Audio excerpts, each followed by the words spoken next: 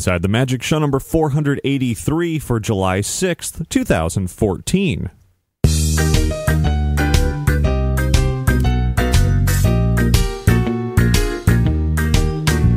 It is Sunday, July 6, 2014, and this is show 483 of Inside the Magic. And as always, I am your host, Ricky Briganti, with a really, really big show. It is the Half Year in Review coming up shortly. But before we jump into talking about everything that happened over the last 6 months, I would like to invite you to visit our website at InsideTheMagic.net. There you'll find all of our podcasts, videos, photos, news, articles, and plenty more.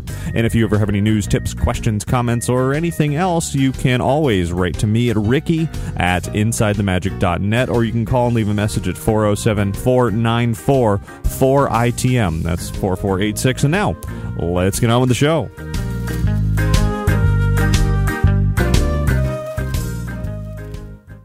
Momentarily, I will be joined by Paul Barrie from Window to the Magic once again to discuss everything exciting that happened over the last 6 months in the world of Disney and theme parks. Before I do that, I do have a few things to mention here. Of course, thanking Magical Travel for continuing to sponsor this podcast. Free dining is back for travel between August 31st and December 23rd, with most dates included. Certain restrictions do apply, so you're going to want to book now for the best availability by calling Magical Travel today at 866-207-8387, or visit them online at magicaltravel.com to receive a free price quote. And when you do that, be sure to mention Inside the Magic to receive your free Disney gift card for qualifying bookings when you book your Disney vacation with Magical Travel.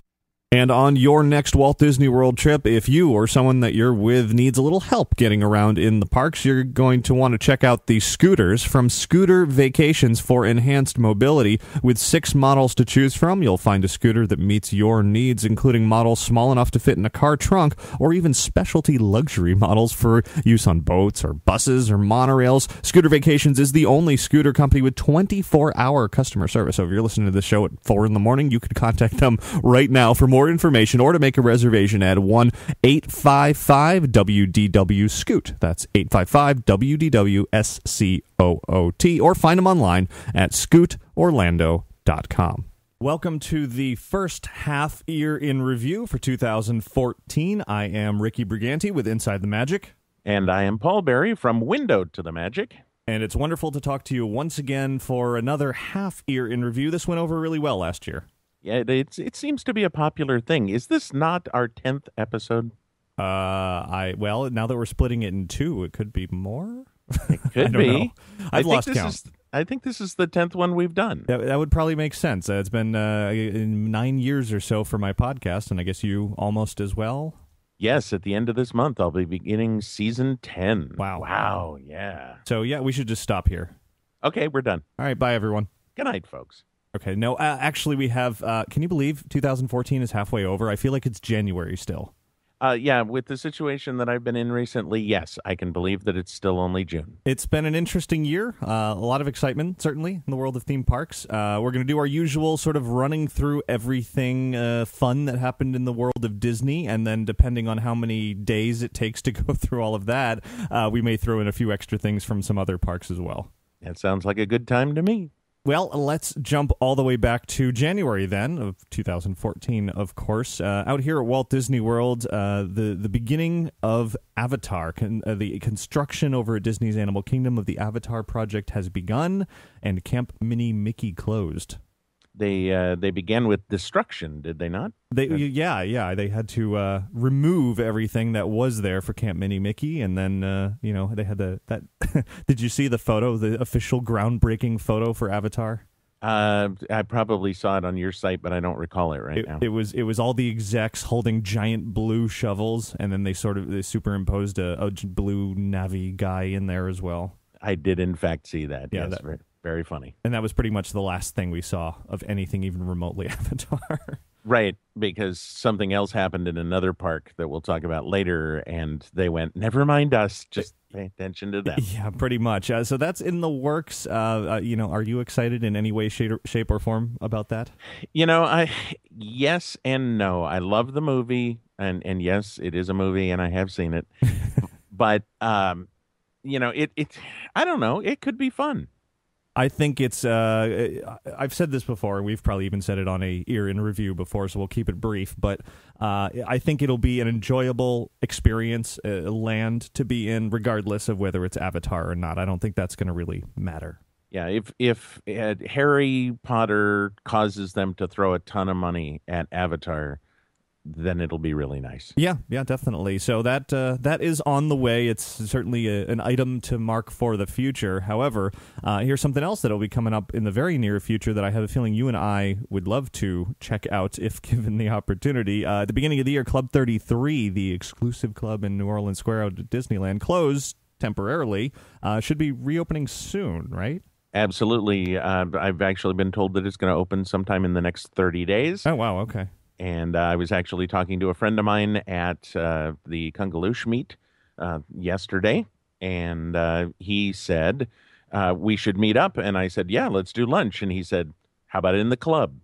So the next time we do this Ear in Review, I might be able to give a review of how it looks. Well, I've heard that would be excellent. I definitely am eager to see the changes in there. I've heard that for a duration when it first opens, it's going to be pretty locked down as far as, you used to be members could just sort of book days or lunch or dinner there for anybody that they had, a friend or family or whatever. And now I heard that the members actually have to be there physically in person. Members do have to be there, and my understanding is that for the first period of time, it's going to be just the member and one person. Oh, wow. So really, because I'm sure every member is going to want to get in there right away when it reopens. Absolutely, and it's supposed to be beautiful. The reviews that I've seen from people that have been inside, they said that it's really, really nice. But if the logo is any idea, yeah, that's interesting to say the least. Yeah, I think one of the Imagineers' kindergarten child, they found the Club 33 logo and went, Daddy, I can draw that. Yeah, it looks like something that somebody was just learning how to use Adobe Illustrator and vector artwork, was like, ooh, gradients, let me throw those randomly in there. And it lacks the class and elegance of the old one. Yeah, I would have been very proud to show that to Calvin as something I had drawn, yeah, that kind of thing. So it's really bad. It is. That's unfortunate. But hopefully the rest of the club will not be sort of in line with that. There's supposed to be a little jazz lounge. That's what I'm really looking forward to seeing what that is. Not a little jazz lounge, a huge jazz lounge. Right, because New Orleans Square is like massive Club 33 construction zone. Exactly. My understanding is that they found mold in the walls when they broke into them. And so they've had to do a little bit more than they expected to do, but everything seems to be happening on time. Okay. But yeah, that second half, when you used to walk, for all of you who have been in the club, when you walk in and you go and you turn to the right to walk past the buffet and you go across that little bridge. Right. If you kept going straight, it was just like a cast member area and a handicapped bathroom back there. And then that went over like the French Market and things like that. That entire area on top of that building over there is now that new jazz club. Wow. So yeah, definitely substantial changes in there. Hopefully at the second half Ear in Review, 6 months from now, we'll be able to talk more extensively about it. Yeah, we'll see. Yeah, definitely hoping. Well, as that closed at the beginning of the year temporarily, there was a more permanent change at Disney. A long-standing entertainment act got the boot. Yes, the Main Street Electrical Parade went away. No, I don't think that was this year. Oh, Billy Hill and the Hillbillies. Yes. Were you a Billy Hill fan? I was a latecomer, but I was definitely a fan of them. Because they've been around for decades. They have been around. It was like 20, I think it was either 19 or 20, 21 years that they had been around. It was in that kind of category. I was there at the final set of shows, and they did the final day. They did it in the back in the old Festival of Fools Arena. And as the day progressed, more and more people showed up. Really? And they ended up, it was like I think they said there was 6,000 people. That is the maximum for that arena. And they had to close the gates That's impressive. A lot of, obviously Disneyland has many decades of history and a lot of loyal local followers, and it's good to hear that they all showed up to Disney and then probably followed them right out the door and over to that other park right down the street. That's right. Yeah, they went to Knott's Berry Farm, and they are now known as Crazy Kirk and the Hillbillies. I feel like Knott's is doing a really good job lately of capitalizing on all that nostalgia that Disney is skipping. Yeah, pretty much anything that Disney is dropping at this point, Knott's is picking them up. And as we were walking around Knott's the other day with my dad, we were just kind of noticing that, like, I think the old Minor 49ers are also playing over there as well. Yeah, it's interesting. I mean, it is literally down the street, just up the highway, a few minutes away from Disneyland, and so there's certainly a lot of history to Knott's Berry Farm as well. I wasn't even aware of not being from California of sort of the extent in which Knott's played a very important role in the world of theme parks, and I've learned more and more about that in recent years, and I'm pretty excited to sort of explore that park even more. I feel like a lot of Disney fans are flocking there now. Yeah, it's a wonderful place. I've been going there since I was a small boy, and it's definitely a fun place to go. It gets, it's the butt of jokes, just like Universal ends up being. Yeah. But that's just simply because people love Disneyland and they want to tease anything else. But yeah, it is a great, great place, and you should definitely check it out. How long before the first Knott's Social Club shows up? Yeah, that's funny. I have talked to a bunch of people who say I now have Knott's annual passes because Billy Hill and the Hillbillies went over there. Well, yeah, I will definitely have to see them whenever I get over there. Completely changing topics here from there, although we are talking about sort of the history of Disney, and it relates to that.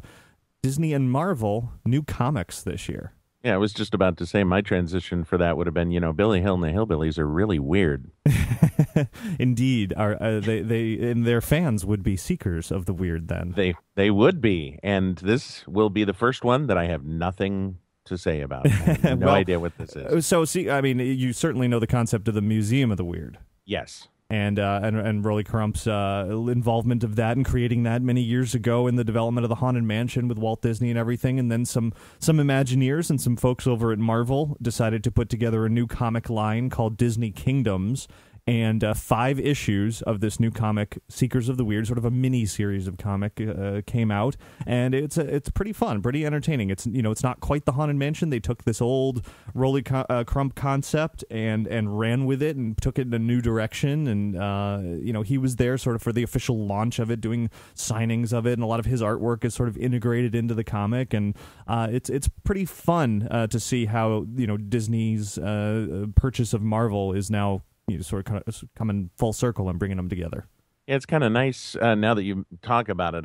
I have a better memory of what this is now, and it is kind of nice that these little comic books and things are coming out, and we're seeing things. I don't know if we're going to talk about this later, but the other comic books that have come out, like Figment and stuff. Yeah. It is on the list for later, but we can talk about it now. Whatever. One issue of Figment has also come out, which was Seekers of the Weird was nice. It was definitely sort of a hardcore Disney nerd type of comic, because if you even know what the Museum of the Weird is, then you're pretty hardcore Disney.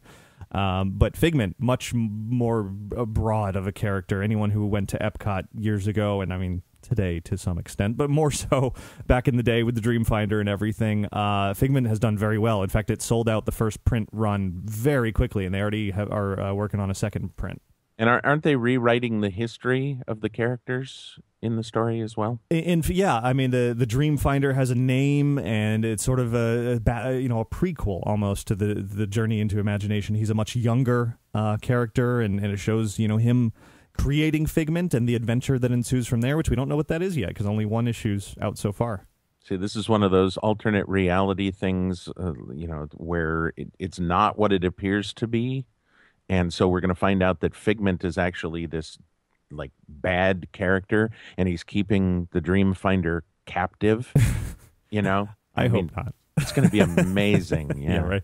No, I enjoyed Seekers of the Weird, but the first issue of Figment is really fantastic, really well written, great artwork. A lot of nods for Disney fans to pick up, down to even using the font that they used to use in Future World, and things like that. So it's pretty exciting, and the people that are involved, the Imagineers that are working with Marvel to create these comics, are definitely big Disney fans unto themselves, and it's just a lot of fun that they're putting all that together.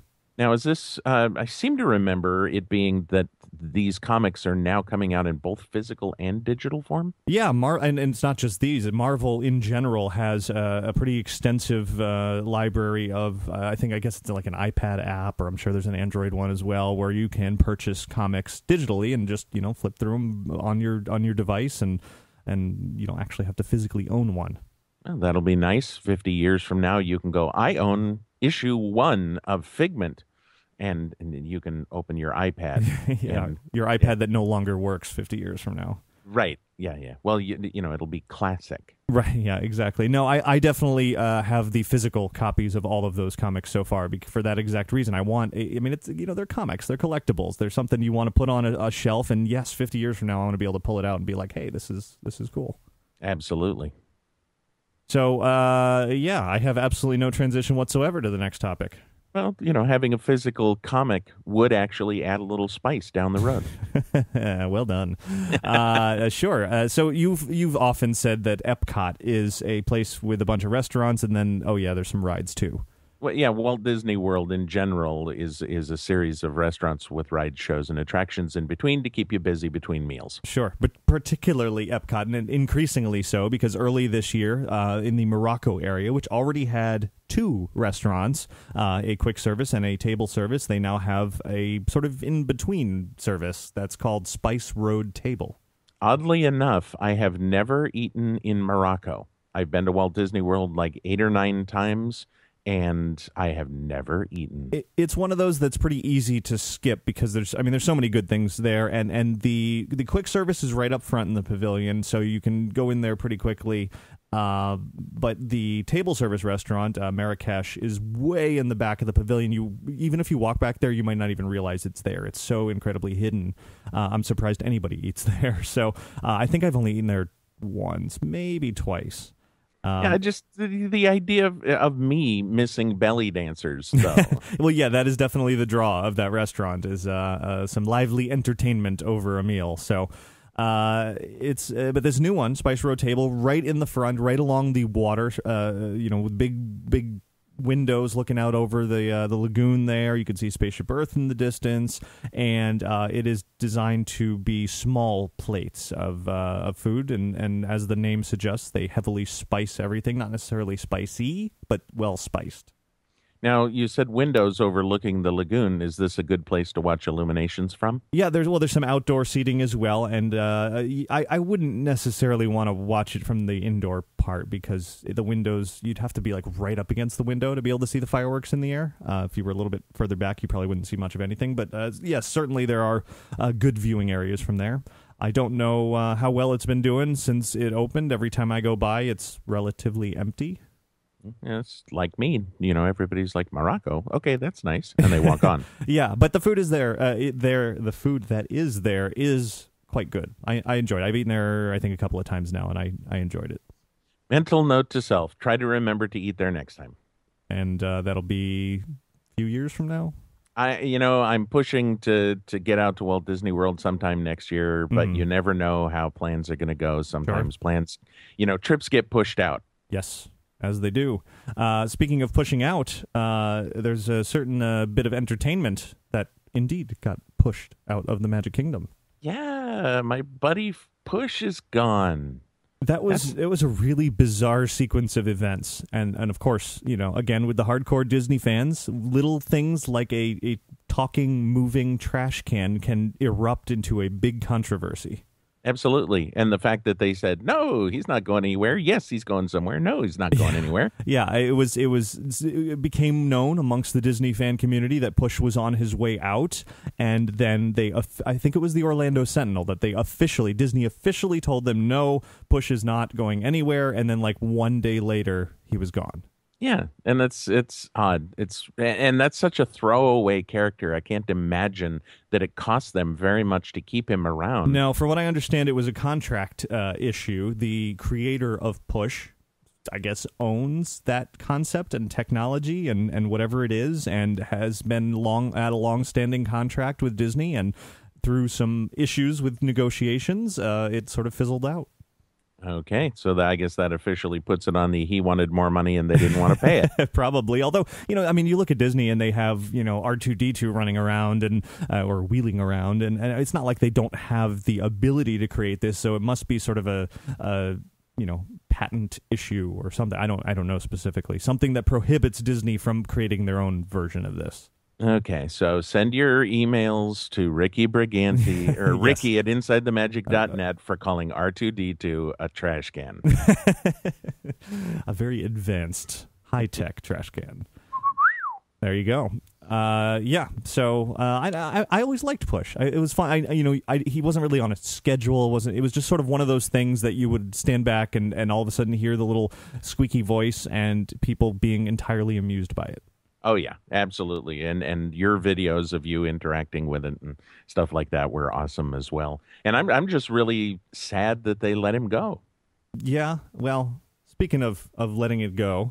Am I going to feed these to you all day? You are the entire time. I'm just going to let you roll with every single one of them. So yeah, go ahead. I'll just go with the flow. All right. Yeah, the cast of Frozen has apparently sang together live. This year has been, well, I mean, it started last year, but this year has been the year of Frozen. You can't get away from it. Yeah, I mean, they're even selling frozen ice cream out here at Disneyland. Imagine that. Yeah. In summer, no doubt. In summer. So, yes, Frozen, leading up to the Academy Awards, Disney, as they like to do to sort of build hype surrounding nominated features, they put on a concert, very, very tiny concert for select invited media and I don't know, executives and that sort of thing. It was very small, but it was the first and pretty sure only time that the cast of Frozen actually came together in one place and sang all the songs from the film. Yeah, they were like, wait, you're Elsa? Exactly, yeah. Yeah, classic quotes. Right, and then, of course, immediately, Disney put out like a 20-second clip of it or something, and everyone was like, no, we want to see the whole concert, and they're like, oh, okay, here's one more song. Right. Like, no, we want to see all. No, okay, here's one more song, but you have to go to our special website and register and this, that, and the other, and it's like, oh, you're killing me. Yeah, if you could just release it. Right, and then the Frozen Blu-ray came out a couple of months later, and it wasn't on that either. Which, that's just silly. However, there's going to be a special edition Frozen Blu-ray coming out later this year, and maybe it'll be on that? That's the one that actually comes to you frozen. Yes, and then it freezes your Blu-ray player. Yeah, it's going to be like the frozen banana treats. You're going to walk up and go, I'll take a frozen banana and a Blu-ray, please. Perfect. Yes. Is it edible? What does a Blu-ray taste like? My favorite flavor has always been blue. So I couldn't tell you, but like blue M&Ms when they did that, I voted for the blue M&M because I like blue. So blue food is fine with me. Like window washer, Windex. Kind of. Real yeah. tasty. Anyway. Almost, yeah. So, as I said, Academy Awards was shortly thereafter. And, of course, Frozen, big hit there. Idina Menzel sang Let It Go, which was also another fun bit of controversy surrounding John Travolta. I was going to say, wait a second. I don't remember Idina Menzel singing it. It was Abu Dhabi Abu Boo Boo or something, wasn't it? That's right. It was Adele Dazeem, yes. Yes, so you got the name wrong. Yeah, I did, and Travolta definitely got it right. But absolutely, yeah. So she sang, and everybody, of course, heavily critiqued her, and as people tend to do.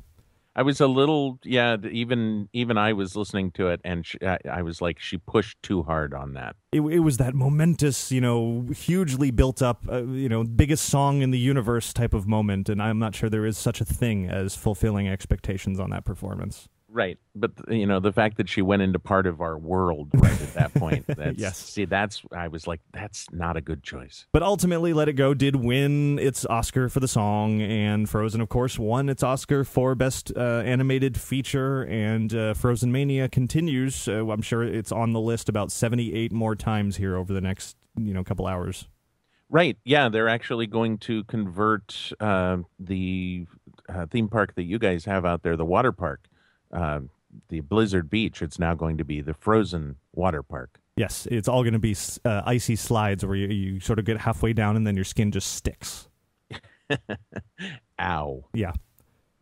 So speaking of Frozen characters. Oh, wow. I don't follow that one. Captain America was back years ago, got frozen and thawed out. That's a movie I didn't see. See?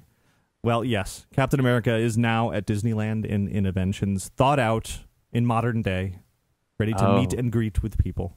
Wow. Okay. Yeah, I'll stick with the segues. Have you met Captain America? I have not. I'm not and people are, send hate email to Paul at windowtothemagic.com. But I'm not a big comic book fan. I'm not a big Marvel fan, and I'm not a big movie fan. So for these, I will see them in passing. Right. But I very rarely find myself in Interventions. Well, I mean, that's been the case for many, many years now, but Marvel is definitely drawing more people than ever into Interventions. And when I was there a few months ago, I also did not meet Captain America, but it wasn't because I didn't try. It was because when I got up there, the line was like 78,000 people long. Right. Yeah, they just need to name that like the Marvel disc. Yeah, it's kind of moving in that direction. I mean, there's now Cap in there, you got Thor in there, and the Iron Man display is in there, and I'm sure there will be more to come as more Marvel movies come out.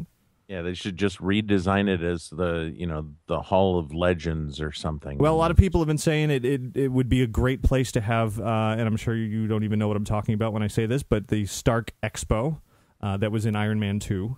I was going to say, I do know Tony Stark just from all of the stuff that happened around that movie. Right. Well, yeah, Iron Man 2 definitely sort of tied into the world of Disney. This Stark Expo concept reached back to the history of Disney, and it had Tony Stark's father portrayed as a very Walt Disney-like character, and Richard Sherman even contributed to the movie with a new song that was very Disney-like, as his songs tend to be, because for obvious reasons.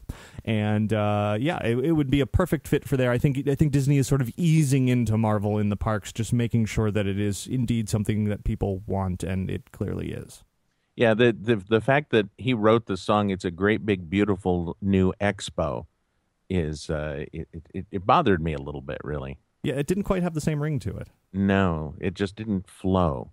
But that's okay. It's all right. We'll give him credit for having tried. So we'll see. If Marvel took over Interventions completely, would that be a good thing for you? Or would you just not care? It wouldn't matter to me because you don't go in there anyway. I don't. I mean, the only other option in there is the Microsoft house of yesterday. Yeah, pretty much. So, the Microsoft house of we renovated this 10 years ago. Correct. Yeah, half of which doesn't work. Right. Yeah. Yeah, it was. I mean, the first time I went in Interventions on my first Disneyland visit, however many years ago, I was very confused. It was like, well, this isn't the Carousel of Progress, and it's still rotating, but the rotation makes absolutely no sense, and for some reason I have to go upstairs in order to leave.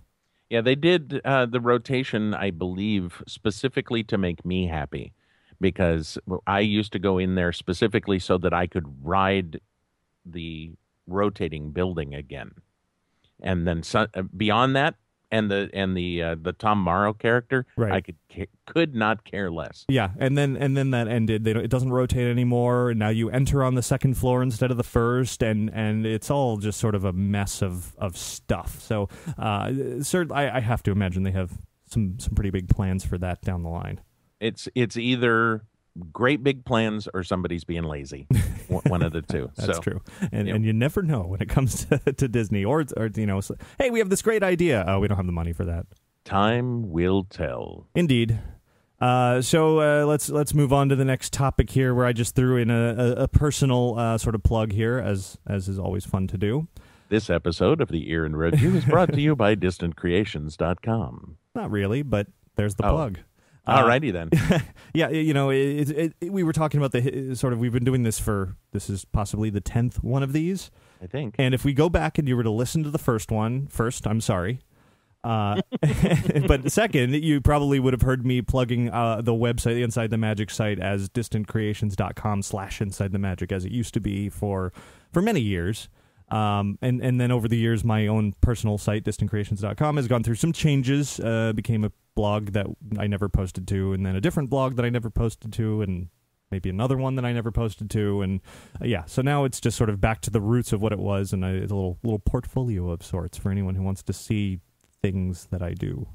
Oh, very nice. Yeah, I'm really good at starting up websites and not updating them, so I'm right it's there. It's so easy because you get sort of that motivation. Oh, I want a new website, and then you do it, and you're like, wow, that's awesome, and yeah, that's it. Right. You check out my Country Bear website that I built back in the 1990s, and it's been stagnant. Does that still exist? Oh yeah, it's still there. Doneinthedark.com. Awesome. Yeah. See, there, yeah. Perfect. And I'm sure you're making a fortune off that site too. That was way before I looked into monetizing. Yeah, well, are there pictures of you in the Country Bear movie on that site? Yes, actually. That is a reason to go right there. Yeah, absolutely. There's one picture of me, and you can tell that it's me because it's circled and it's got a big arrow and it says me. It's a cartoon character with a thumbs up, right? Exactly. Yes. No, it's actually a almost 75-pound lighter me standing out in the crowd scene during the triumphant finale of the Country Bears movie. So, and that's about as much of that movie as you need to see. That's pretty much it. Yeah. So that is the end of the personal plug for now. For another two or three topics or so. Yeah, with pepper them in throughout the episode, and exactly, and everything will be good. Now, this next topic, the Festival of Fantasy Parade. You guys have got one killer dragon. I was supremely jealous of Mickey's Sensational Parade for the last couple of years that it's been out there. It immediately became one of my favorite Disney parades ever, and then we get Festival of Fantasy. Finally, we get something that's like worthy of Disneyland quality. Yeah, and it's a beautiful parade. It is. I've seen it. I've heard it. It's fun. You mentioned the dragon. That is definitely the highlight of the Festival of Fantasy Parade. In fact, right now, as we speak, I am using my Festival of Fantasy Parade Steampunk Maleficent Dragon mousepad. That's how cool it is. Okay. That is the measure of cool right there. He's got his own mousepad. Yeah, no, not really. But the dragon is huge. Absolutely massive, and it has all these moving parts, and the tail wags, and the wings move, and the head moves around, and then naturally it spits a giant blast of fire. Yeah, which is odd because, like in the electrical parade, you had Elliot, and he just blew smoke. Right. Because they were like, yeah, we're not going to blow fire at people. well, now they are, and it's really awesome. In fact, that whole parade unit is really unlike, I think, anything I've seen out of a Disney parade outside of maybe a Halloween parade, because it's really spooky. It's not sort of, I mean, it's the Sleeping Beauty unit, but you don't actually see Aurora anywhere in it. You've just got the epic battle between Prince Philip and the Maleficent Dragon and all of her minions that are all thorny looking and on stilts, and the Raven with the big wings, and it's just awesome. Wait, I thought minions were little yellow things. Not those minions. Oh. That's a different park. Gotcha. But the rest of the parade is great, too. And, of course, there's, a hint of Frozen in there as well, which was, it's so crazy to watch Disney's sort of ability to be way behind on the Frozen phenomenon, as if somehow they didn't know this movie was going to be huge. I just find myself walking through the park now going, let it go, people. Just let it go. Well, Disney is definitely not letting it go. They're going in the opposite direction. In this one, there's the initial float of Festival Fantasy Parade was going to be is the Princess Garden float. It was, has a variety of princesses on it. And then sort of smacked on the back of it is this little vignette of the Frozen princesses, Anna and Elsa, and a little sort of kind of animated Olaf on there. And it's clear that the float was not designed to have them on there. They were like, we need to put this on here real quick. Yeah, well, yeah, that whole, like the one here that we have before Sensational now is a converted Christmas float. Right. So yeah, they're just kind of sticking them in wherever they can. Yeah, even the music of Festival of Fantasy was, really, it's an original score for the parade, fully orchestrated, and it makes its debut, and there's no Frozen music in there. So then a couple of weeks later, they sort of shoehorn the Frozen music into it because they felt like, it needs to be there. Yeah, well, the record scratch, and then the, yeah. It was, I mean, at least it explains it. It's like you hear Once Upon a Dream, and all of a sudden, in summer. Exactly. See, now we both sang on the show. And we both sang the same song. and it won't be the last time. Yeah, This sorry, half year in Josh. review brought to you by Olaf. Yes, that's right. Yes, and he loves frozen bananas. I think is what it is, right? Olaf, I don't know. He likes carrots. Oh, warm hugs. That's what it is. Right, I knew, okay. I knew it was something. Something, close. Frozen banana hug. Could be. Yeah. So my favorite place to buy a frozen banana is over by Big Thunder Mountain. Really? Yes. And Big Thunder Mountain's kind of rumbly now. Yeah, actually, it's really, really rumbly. Since that thing has opened, I've actually joked with people that it finally is living up to its name. Yes, Thunder. Very, very accurate. Now, it reopened after more than a year of being closed? Of course, we're talking about Disneyland. Yes, Big Thunder Mountain. Exactly. Yeah, and it was closed for, I believe, 72 years. It was close too. And then when I finally got out there after it had reopened, I was really surprised just how loud and booming the new additions are, because I was walking just vaguely in the area, and in the distance I heard. I was like, oh, is it going to rain? I'm like, no, wait, it's Southern California. It doesn't rain. So, yeah. Yeah, the next time we're walking through the park, I would like you to walk vaguely so that I can see how that looks. Yeah, this new redo, they redid the track, they repainted a bunch of things, and they completely redid Lift Hill number 3. And it's a smooth, fast ride, and it's just wonderful. I mean, I always enjoyed Big Thunder, but it wasn't worth waiting in line. Now it is. It's just fun. Yeah, they did a really nice job of preserving the classicness of the ride. All the sort of old elements that you'd expect are there. The town at the end, the Rainbow Ridge, I guess it is. There are no elephants in this ride. No elephants? No, you said they preserved all the old elephants. They did not. Jungle Cruise for that one. It's Rainbow Ridge. The goat. The goat is there and Yes. looking better than ever. Absolutely. And it's clear, and I don't know whether they redid the sound system or not in this, but everything is just so nice. Yeah, the sound is great when you're going around some of the turns that are normally, I mean, they're fun, they're thrilling, but they didn't really have anything there. You can hear, and even waiting for the ride, you can hear louder, clearer sounds of the train going around. It doesn't sound like a 50-year-old recording anymore. Right, which is really interesting when you're sitting there because it's loud at times. Yeah, really loud. But I had a pun intended blast riding through this. Wow. Yeah, I've been on it a bunch of times. I went prior to its opening and things like that, and got a chance to ride it. And I still am going back, even though there's quite a line for it. I'm still going back and riding it, that's a good sign. Yeah, the explosion sequence is a lot of fun. There's a lot of things going on in there, projections and lighting and fog and the rumbling that we mentioned, and it's just a great job bringing an old attraction sort of modern. And to get all mice chat all over you, the one thing with that lift hill is that the fog is not working now on a regular basis. And so it's kind of, I don't know whether they're having problems with it or what, but it just, when you go through there, it's not what it was in those first days. Yeah, I'm not even sure that I saw the full blast of the fog. I think I saw a almost there version, but I still liked it. Yeah, it's fun. It doesn't matter. Definitely. And if you really need a good shot of something, you can head over to Downtown Disney. Oh, you can head just about anywhere in the Disney Yeah, parks that's now, true. and find a Starbucks. Yes. Have you been to the new Downtown Disney Starbucks out there? the downtown Disney Starbucks, the one out by the tram loading zone. That's the one you're talking about, right? Not the one down by Sephora, or the one down by the Earl of Sandwich, or the one in the Disneyland. I'm kidding.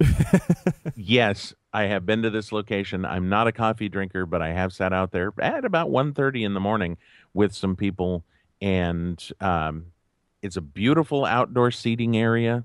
It's got tables and these big long benches that are built out of cement, and it's just really, really nice. And the building's all glass fronted, and it's a really nice location.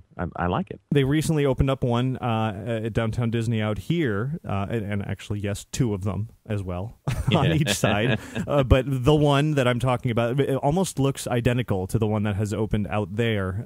They both have this interactive chalkboard thing where you can actually communicate coast to coast, which is... You can communicate coast to coast? I didn't know that. I haven't seen it in person yet. It just was sort of a very recent addition. I don't know to what extent that happens, but it happens. Interesting. Yeah, I've seen basically, as far as I can tell, when you draw on it, it's keeping track of what you're drawing. And as you draw it, then it after a certain amount of time, it starts to disappear in the same order that you drew it.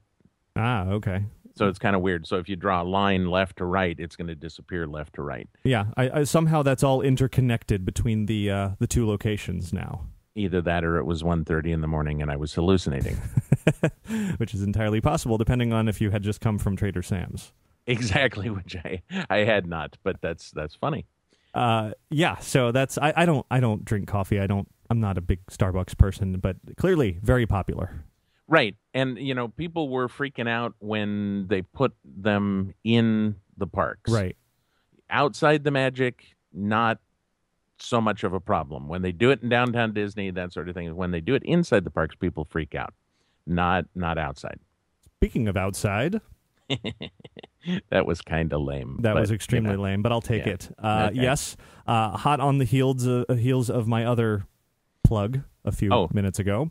This episode of the Ear in Review brought to you by Outside the Magic. See, that would be a very different Ear in Review podcast, talking about everything except Disney. Yes. Which is literally everything. Now, yeah, it was, I don't know, do you how much non-Disney do you do on Window to the Magic? There's non-Disney? I know you've been to Universal and Knott's. I have, yeah, and that's probably it. It's very, very little. Well, you did some Halloween stuff, right? A little bit? No. I mean, that was just Knott's. for fun. Yeah, that was Knott's. Right. Oh, okay. So that was Knott's. Yeah. So obviously, I am a huge fan of all things Halloween and spooky and crazy and not so Disney things. And so after a while, started getting the feedback from Disney fans like, hey, we don't necessarily need to see decapitations all the time. Why not? So it was time to sort of spawn all of that off into a subsection of Inside the Magic at OutsideTheMagic.com. And that is sort of the home of all things very, very not Disney. Okay. I mean, that makes sense because, I've always had a problem with people who have Disney podcasts or Disney websites and whatever, and they talk about non-Disney stuff on them. I go there for the Disney stuff, so I do totally buy into this. That's the feedback that I've gotten, and Inside the Magic has evolved over the years to include not Disney stuff. I wouldn't even really call it a Disney podcast anymore, website either. It's certainly Disney focused, but has evolved. But then there's even limits to that, to where there's a lot of people who, as I said, don't want to see. Halloween's sort of the perfect example because I go a little crazy when it comes to Halloween time. A little crazy, a tiny bit, and you know what? This gives me a great excuse to do even more. It does, and then that's good. And I know Calvin is enjoying it because he's constantly coming to me and saying, "Hey, did you see Outside the Magic? Blah blah blah," and I say, no, and then he shows me what it is. So, well, I know you had fun at that zombie shooting thing that you went to. Oh yes, Haunted Hollywood Sports. That was fun. See, that is definitely not Disney, but would be perfect for Outside. Yes, and I actually am going to be contacting them to see what they want in the way of media coverage for this year too. So. We'll see. Maybe I can do a recording or two for you, but we'll talk about that later. Yes, we will. Back to Disney now. The annual Disney shareholders meeting took place, and that is always an interesting event. Yeah, I've been to one of these. They're not a thrill a minute, but they're fun. Fun is a relative term, I think, especially once it opens to Q&A. Well, yes, but excuse me, we'll edit that out. They go through sort of the business side of things, and then they'll open it up to the Q&A of those who are in attendance, the shareholders, and inevitably somebody, they're supposed to quickly and succinctly get across whatever their question is, and they'll ramble on for 10 minutes about something completely irrelevant. Yes, we want Song of the South. Is the People Mover coming back? Right. And what's the other one? This year, there was the guy who was going on and on about how Disneyland is shunning the pin traders by putting them in corners, in uncomfortable places, and this, that, and the other. And I think everybody was collectively rolling their eyes. Yeah, well, that's kind of a requirement for these meetings. Right. But surprisingly, this year, there were some pretty exciting things that just came out of nowhere. Near the beginning of the meeting, usually Bob Iger gets up there and just sort of rattles through, this is what's great about Disney for the last year since the last meeting. And then he launched into really sort of under his breath announcements like Shanghai Disneyland is getting an entire Pirates land. Yeah, the fact that you're going to have to walk through this land in knee-deep water, though, I think is just a little odd. Yeah, I mean, to get there, instead of the monorail, there's that moment from the movie where Johnny Depp and Orlando Bloom are walking under the water holding the boat over their heads with like the little air bubble. That's how everybody's going to get in there. Right, and that is going to be a logistical nightmare. Yeah. I mean, there's only so many boats to go around, and, then there's the undead pirates that come in and attack you, and yeah.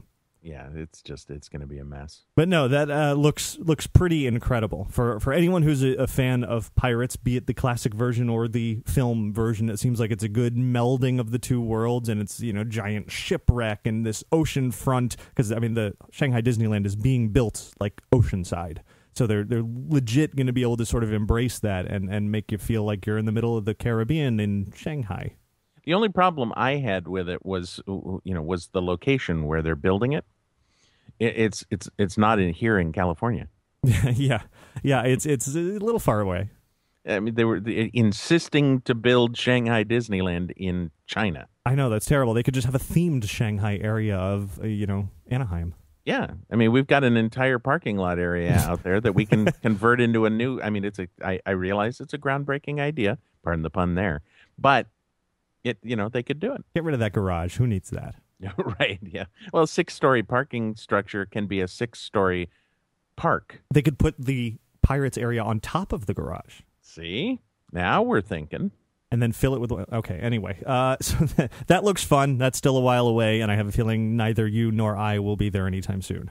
No. But I would love to. That aside, movies announced... Cars 3 and Incredibles 2, which is nobody, Cars 3, it's like, okay, whatever. But Incredibles 2, that's the one that people got really excited for. Yeah, Cars 3, Fire and Rescue, and Incredibles 2, the Frozen years. Frozone. Yeah, Frozone years, yeah, exactly. Oh, so are we saying that Frozone and Anna is going to be dating in this one?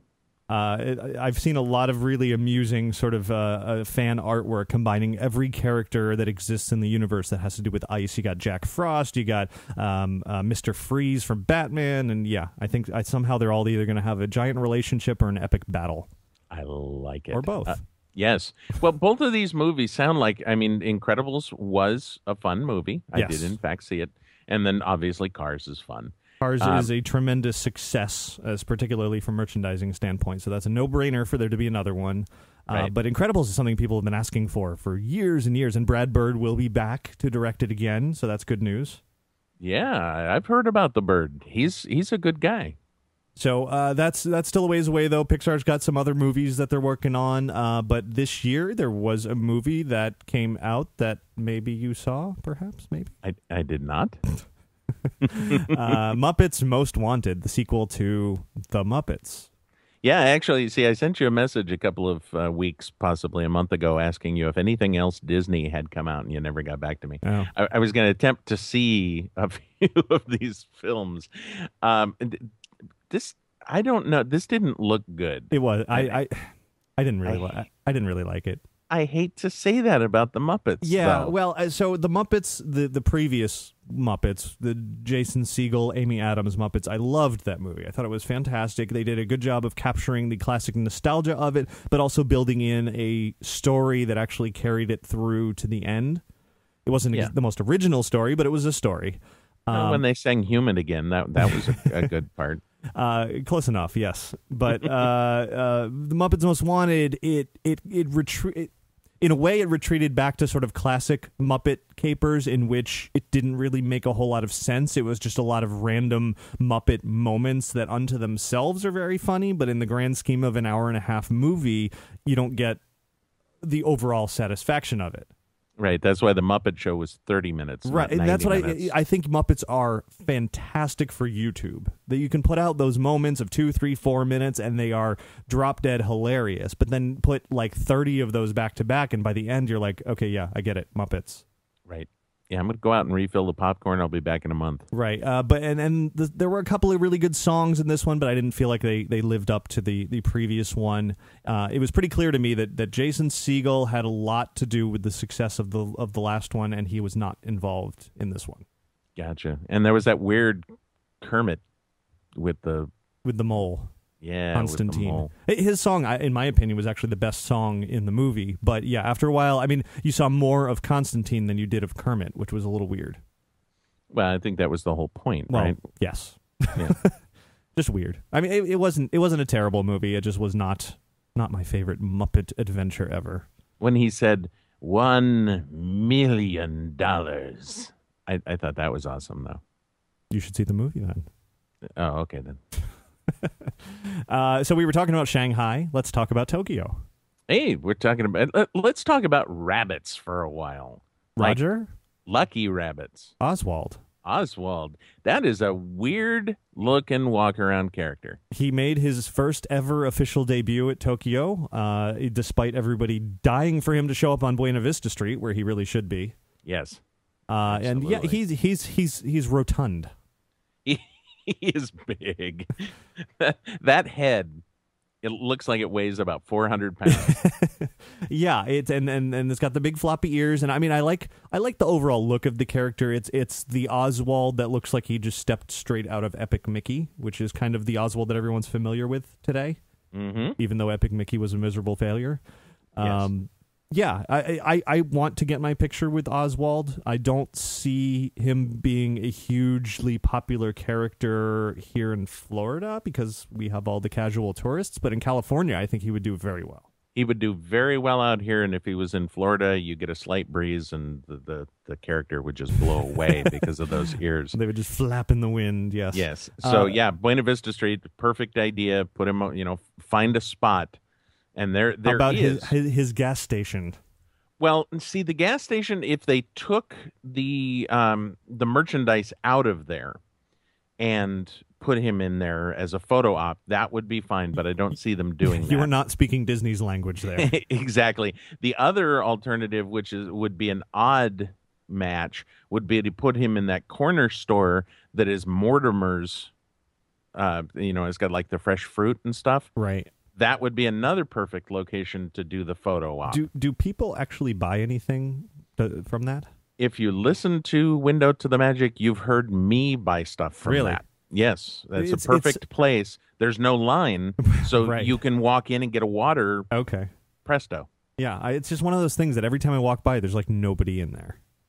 Yeah, and I think it's just a throwaway, get a piece of fruit or a bottle of water place. So I'm only in there for 45 seconds, so I could see why. Yeah, makes sense. But so last year for Halloween, I made a point to meet a different rabbit that was making a rare appearance at Disneyland. That is not so rare anymore. Yeah, I was going to say he's never out. Well, until now, Roger has been. I was actually in Disneyland with Michelle from the Disney Dreamgirls podcast back in April, and we were there. She wanted to go there specifically on Easter Sunday to get pictures with all of the Easter characters. Mm-hmm. And as we're doing like the last characters, just right before they're going to close, I go get in line, and the guy standing there, first off, he was a listener of the show. If you're listening, hi. And says, so Thumper is going to be going away here in a few minutes. I hope you don't mind. You may end up getting your photo taken with Roger Rabbit instead. Oh, darn. My jaw dropped. My eyes came out. There was this honking noise. I mean, I was like, you got to be kidding me. So I not only did Michelle get her picture taken, but Calvin got his picture taken, and I got my picture taken with him. Yeah, you can't cool. Roger is one of the best meet and greets I've ever done. He is so animated.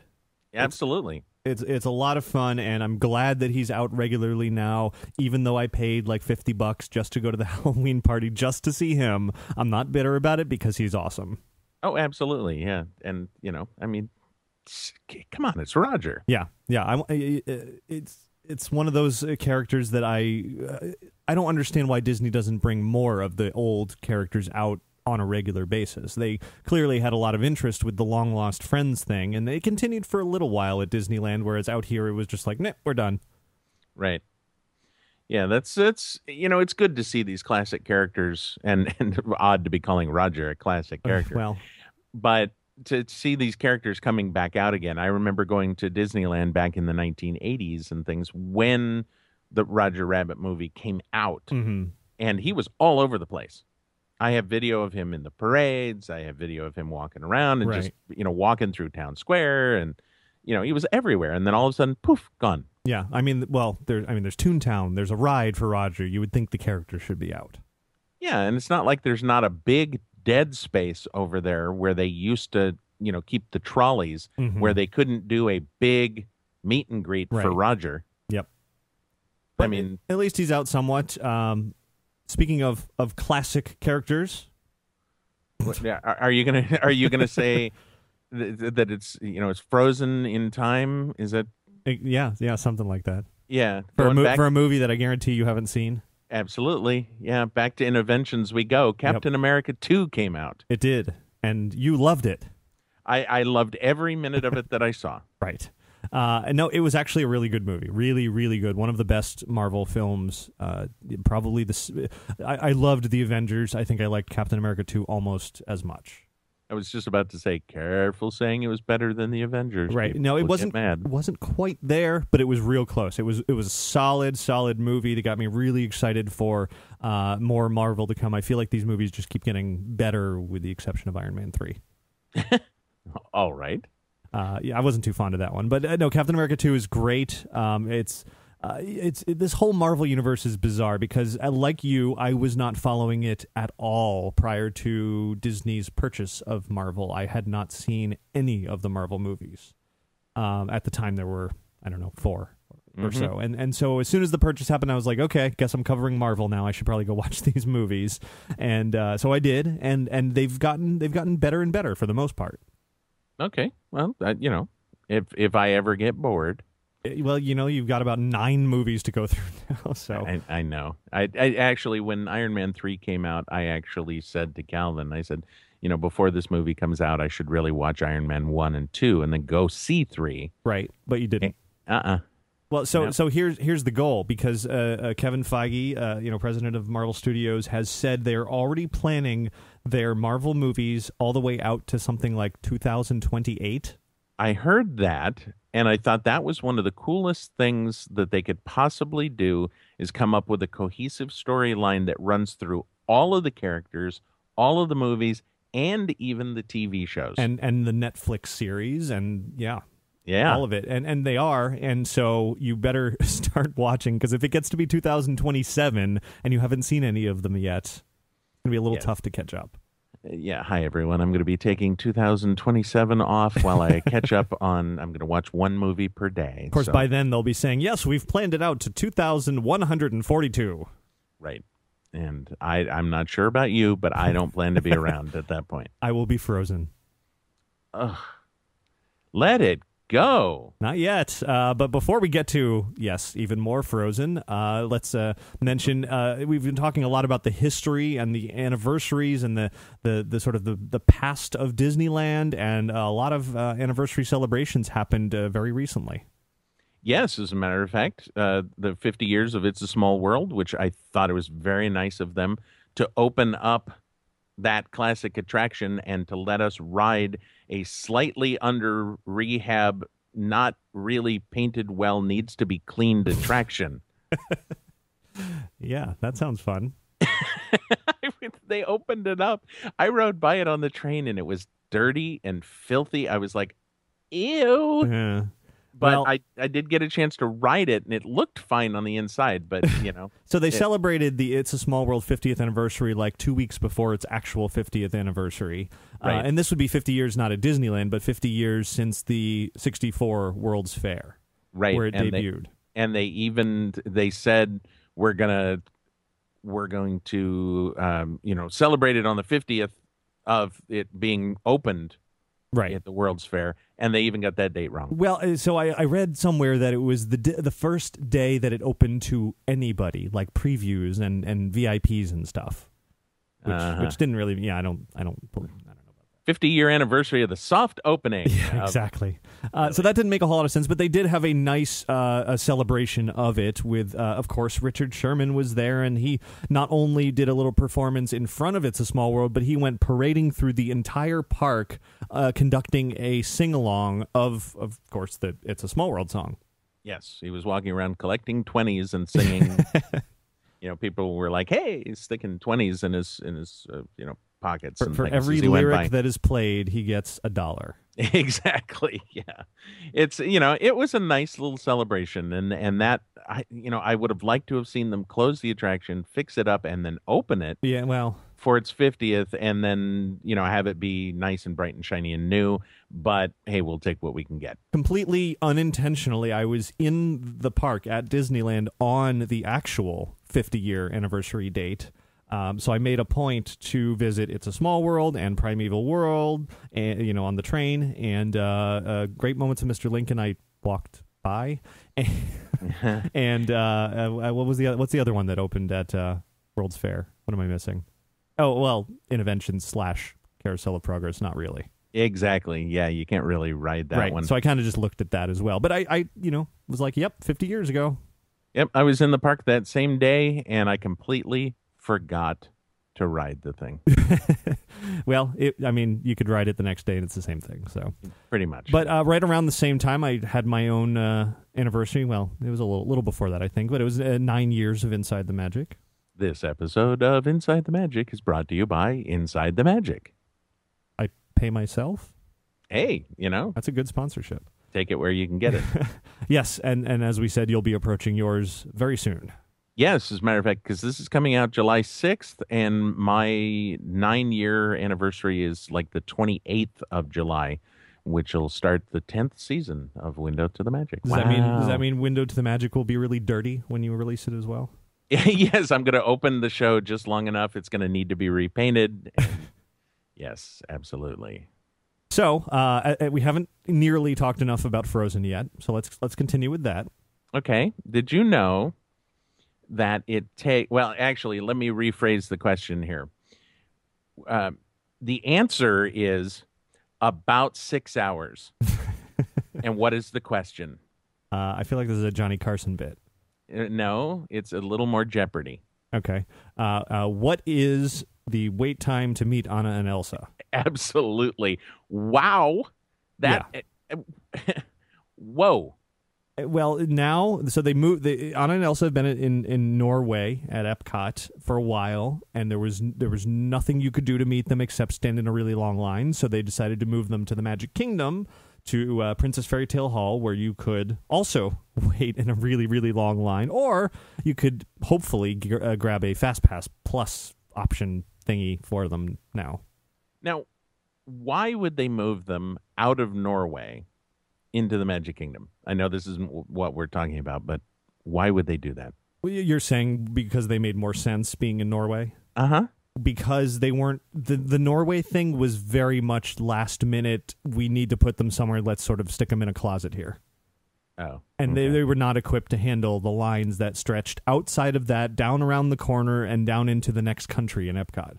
Yeah, but they have that entire back area back behind the bathrooms and the the church and whatever there, and they could have set something up there, and then run the line out, and then just crowd controlled it. That going around World Showcase, there could have been a mile-long line, and it would have been fine. Well, fine is a relative term, but yes, they could have, but instead, Princess Fairy Tale Hall is the place that they have set up with the intention of rotating princesses in and out of there as they come and go. So it was the natural place for them to put them, especially because they already had FastPass Plus enabled there. It was built with that in mind, and they knew they had to do something to stop a lot of people from waiting hours and hours and hours and hours. And has it stopped people from waiting hours and hours? Not everyone. I didn't think so. It's a little difficult to get a FastPass Plus for Anna and Elsa. If you don't do it, days, weeks in advance, you're kind of out of luck. I'm going to be at the Magic Kingdom at 2:00 on October 15th. Exactly. And 6 months to the date, I will request to meet Anna and Elsa. Yep. And if you have a little girl who's a huge Frozen fan, that's exactly what you're going to do. And that right there is why I have Calvin, who is also a huge Frozen fan, and not Brienne, because that's totally different. Yeah, you bet. So have you waited in the line to meet those characters at Disneyland? Have you walked up to it and given that same exact laugh and just turned around and walked away? Yeah, they look at me really weird when I do that. But above our meet and greet, we have the snowman animatronic. Yes, which is nice. We don't have that out here. Yeah, so I can walk up there and go, and they think I'm laughing at the snowman. But really, you're just laughing at everyone in line. Right. See, when I made a point to go see the Olaf animatronic out there because he's kind of cool. So yes. When I walk up there, there's a ton of people standing there taking pictures of him, and then the cast member comes through and says, "No, we need to clear this area. We need to clear this area." I'm like, "Why did you put this thing there, knowing that people were going to want to stop and watch it, and you can't stand there?" Right. Yeah, the closest that I've gotten to the girls is actually they enter and exit out the back way, which takes them through the Village House restaurant. Ah. And so if you're seated in the right place, they will walk right by you. And it's weird because they will walk in, from the meet and greet area backstage, and then I guess they just get a drink of water or something, and then turn around and come right back out again. It's weird. That's some Disney magic for you. It is, and they look really refreshed. So it must be Disney water. Right. Yes. It is. Is it frozen water? Ice. Right. Which, speaking of which, everybody keeps saying, so why did they take them out of Norway? Well, of course, the next suggestion is, well, they're going to remake the Maelstrom ride, the boat ride, into a frozen Maelstrom. Okay. I'm just wondering. Just picking on you on the show. Go ahead. Wait, do you say it differently? I say Maelstrom. Maelstrom? I don't know. I just Norway ride. There you go. The boat ride, they say it will be remade into a frozen ride, rumor has it. The question is, how does a boat ride work when the ice freezes, the water freezes? Very quickly. Because it just... Right. It turns into like the Jamaican bobsled ride. That's right, yes. And a 1.2 from the Russian judge. I want to see Cool Runnings and Frozen in a mashup. Ooh. I don't really. Oh, okay. Anyway, so speaking of Epcot, there are, I don't know if that's a particular plan for that, but there are things in the works for Epcot as evidenced by some leadership changes at Imagineering. Yeah, they put Tom Fitzgerald over there, assigned him to Epcot, which is that good hands? Is that the, kind of doing the Allstate thing, putting Epcot in good hands? It has great potential. I mean, Tom Fitzgerald has been at Imagineering for many, many, many years. He's one of their head people there, and he was on the project years and years ago for attractions like Horizons, which I loved. Oh, so okay. Could be a very good thing. Meanwhile, he is not working on Star Wars because Scott Trowbridge was assigned to that project, and he's done some pretty awesome things in the past too. Now, it says in this headline here, Scott Trowbridge developing Star Wars for Disney theme parks, but What is he developing? Well, that's what's being figured out now. Oh, so they just put him in charge of it, and then they're going to decide what, if anything, is built. I mean, they've been pretty clear that something Star Wars is coming to the parks now that they own Lucasfilm. They're working on something, but whatever that thing is, be it a ride, a land, a theme park, a universe, a Death Star, I don't know. Whatever it is, Scott Trowbridge is leading that project now. Do not give them the idea of changing Spaceship Earth into the Death Star. I'm sure the idea is already there, and I'm sure, let's just assume for a second that the rumors are true of Star Wars Land coming to Hollywood Studios. Despite the fact that it's at that park, part of that press event is going to be turning Spaceship Earth into the Death Star temporarily. Yeah. Oh, yes. Big absolutely. Projection and, things flying around and laser blasts and, yeah. If you can turn it into Mike... Exactly. You can turn it into the Death Star, but yeah, just don't even consider actually making that change. No, that could not happen. Well, I mean, I guess it could, but it won't. It especially won't because Tom Fitzgerald is working on Epcot now, and he is not working on Star Wars. So you don't say. That was a reverse segue. I see. All right. You do reverse on a segue and you fall off most of the time. Did you hear that Anna and Elsa moved over to the Magic Kingdom? No. But Inside the Magic has had a ninth anniversary. That's true. Yes. Did you see Captain America 2 yet? I did not, but I did meet Roger Rabbit out at Disneyland. This needs to stop immediately. Moving forward, I mentioned Hollywood Studios. They also celebrated an anniversary. Don't let anybody say we don't have fun doing this. Yes, 25 years ago, I've been going to this theme park MGM. through many name changes. Right. For 25 years now. I was there in October of 1989 when it first opened. And this is where things get a little bit sad because, yes, 25 years of this park, and 25 years later, it's not that different. And they barely celebrated the anniversary because the anniversary happened during their big press event, 3-day press event that we'll talk about in a second, and they barely even mentioned the anniversary to the attending media. Hollywood Studios. Yeah, exactly. And that could tie in with what we were just, talking about, Star Wars Land and all of that. Could be sort of reserving that for the future. It could be. I've always liked Hollywood Studios, mostly because it had, a couple of cool attractions, but it had the Sci-Fi Dine-In Theater. And again, we've talked about the fact that I go dining first and attractions second. Right. And yes, that is still there. It is still enjoyable. As far as theme park food goes, it's actually pretty good there. I love going into Hollywood Studios. I really do. And matter of fact, I just played the incredibly much smaller backstage tram tour on Window to the Magic this last week. Yes, it is not what it used to be. Wow, is that short now? It's more of we're going to take you backstage at a look behind Hollywood Studios, and we're back. Well, it's we're going to put you on a tram and drive you out to Catastrophe Canyon and back. Yeah, pretty much, and you might get lucky and see something vaguely interesting on the way. Right, and that's other than that, woof. Yeah, if it wasn't for Catastrophe Canyon, that ride pretty much wouldn't exist anymore. Right. Yeah. It used to be fabulous back when you used to go into the special effects, rooms, and you go through the editing rooms, and you went through the costuming area, and you saw all of that stuff, and that was great. And then Residential Street existed. Yes, and you ended with that the film with Michael Eisner and the characters in the movie theater where they played a trailer for you of an upcoming attraction and things like that. That was great.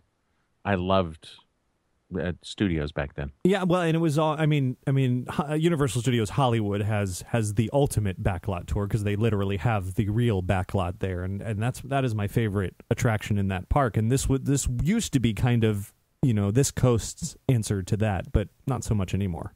And sadly enough, even Universal's backlot tour is much smaller than it used to be. Well, yeah, it has turned more into a theme parky attraction now. Right. But it used to take you all the way down and drop you off where Transformers is, and you used to not be able to walk back there. Right. So, but, going back to the actual topic, Hollywood Studios, congratulations on 25 years. I'm still having fun going there. They did still got the best tower. They did do a fireworks show that evening. Okay. Had a special cupcake. Okay, well, cupcakes are good. Yeah. So as I mentioned, that was taking place during the big press event for primarily for Seven Dwarfs Mine Train, but also sort of officially rolling out My Magic Plus and FastPass Plus and all that. Was Seven Dwarfs Mine Train? See, I always want to call it the Seven Dwarves Mine Train. Right. No, in Disney speak, it's dwarfs. Yeah, dwarfs. It feels so weird saying that. The Seven Dwarfs Mine Train is New Fantasyland is now done. Yeah, well, so this was weird part number 1. Invite the media, hundreds of media from all over the world, and announce that Seven Dwarfs Mine Train isn't actually opening for another couple weeks. Yeah, it was really bizarre. All right. But yeah, so they did, and they unveiled it first there officially, and then it did officially open a couple of weeks later, completing New Fantasyland finally. It was so fun watching you ride that ride. Yeah, that silly video of me on the ride that I put up. It's one of those rides that's hard to describe and like compare to other things because in all reality, it's kind of a kiddie ride. It's a barnstormer kind of roller coaster. It's just as much as the backlot tour at Studios is a ride out to Catastrophe Canyon. This is a roller coaster ride out to the show building, right, that has the dwarfs in it. Which is, and that is the awesome part. It's like, okay, yeah, I'm going around this cute little roller coaster. It kind of rocks back and forth. It's fun. And then, oh my God, these animatronics are amazing. And they are. Those are the coolest animatronics I've probably ever seen. That was, you look at the old Snow White Dark Rider, the one that's still at Disneyland, and you just want to laugh at it. Right. But they did include some of the old Snow White. Yes, there's a nice bonus at the end of the ride with a new animatronic as well as a lot of the old ones in her cottage, and they're dancing around and all that, which is a great sort of tribute to the old. But those dwarfs are. I want to stop inside that mine and just sit there for like half an hour just staring at them. Right. Yeah, they look really nice. They're I forget what the term is for the movement where it stops and then it kind of fades back. It's natural movement, and I can't remember what that term is. But boy, they're really getting good at these animatronics. Yeah, really, really smooth. And from what I understand, the big sort of technological jump here is the animated faces that are on it. It's not sort of the real physical faces that just kind of flap their mouths. It's a fully animated one that they have gone back and used the original movie as reference and animated new facial expressions, and it's kind of like from a basic concept Madame Leota or Buzz Lightyear in the queue for that, but a much more advanced version of that. And when they were developing these, it apparently was Tom Staggs, chairman of Disney Parks and Resorts, his call to go in that direction because they were mocking things up and they didn't think that they could pull it off and really make them that believable and lifelike. And at some point he was just like, you know what, we're Imagineering, let's do it, make it happen. And it did, and it's amazing. Yeah, when I think it's Doc turns and goes, hi ho, that turn that he does and putting his hand up to his face and then doing the hi ho face, it's jaw-dropping. Yeah, it feels like, you can have, obviously the movie is many decades old. It's the beginnings of Disney feature animation, and it looks it looks good for its age, but if you were to just sort of project that on a wall in an attraction, that would look lame. And then, you create sort of physical 3D versions of things, and they don't match that 2D look. This is a perfect blending of bringing that original hand-drawn 2D look into a 3D space and making it lifelike and believable. And speaking of projecting things on the wall, when you're going up that lift hill and they're doing the hi-ho march, right, and they're projecting the shadows on the walls, that was brilliant. Yeah, it looks great too. They went back to the original movie for that as well and matched all the movements and sort of the weight of the characters to make sure that they're marching up, and you can almost individually identify those silhouettes as they're going up alongside you, and home from work you go. And they got the weight right. However, if you use FastPass Plus, it's half the weight. Yes, exactly. Not that way. Speaking of the queue, though, there are sort of interesting interactive elements in the Seven Dwarfs Mine Train queue. Again, there are no elephants in them. Those are Jungle Cruise. Actually, there might be. There is the one feature where there's the little carved woodland creatures. Maybe they could fit an elephant in there.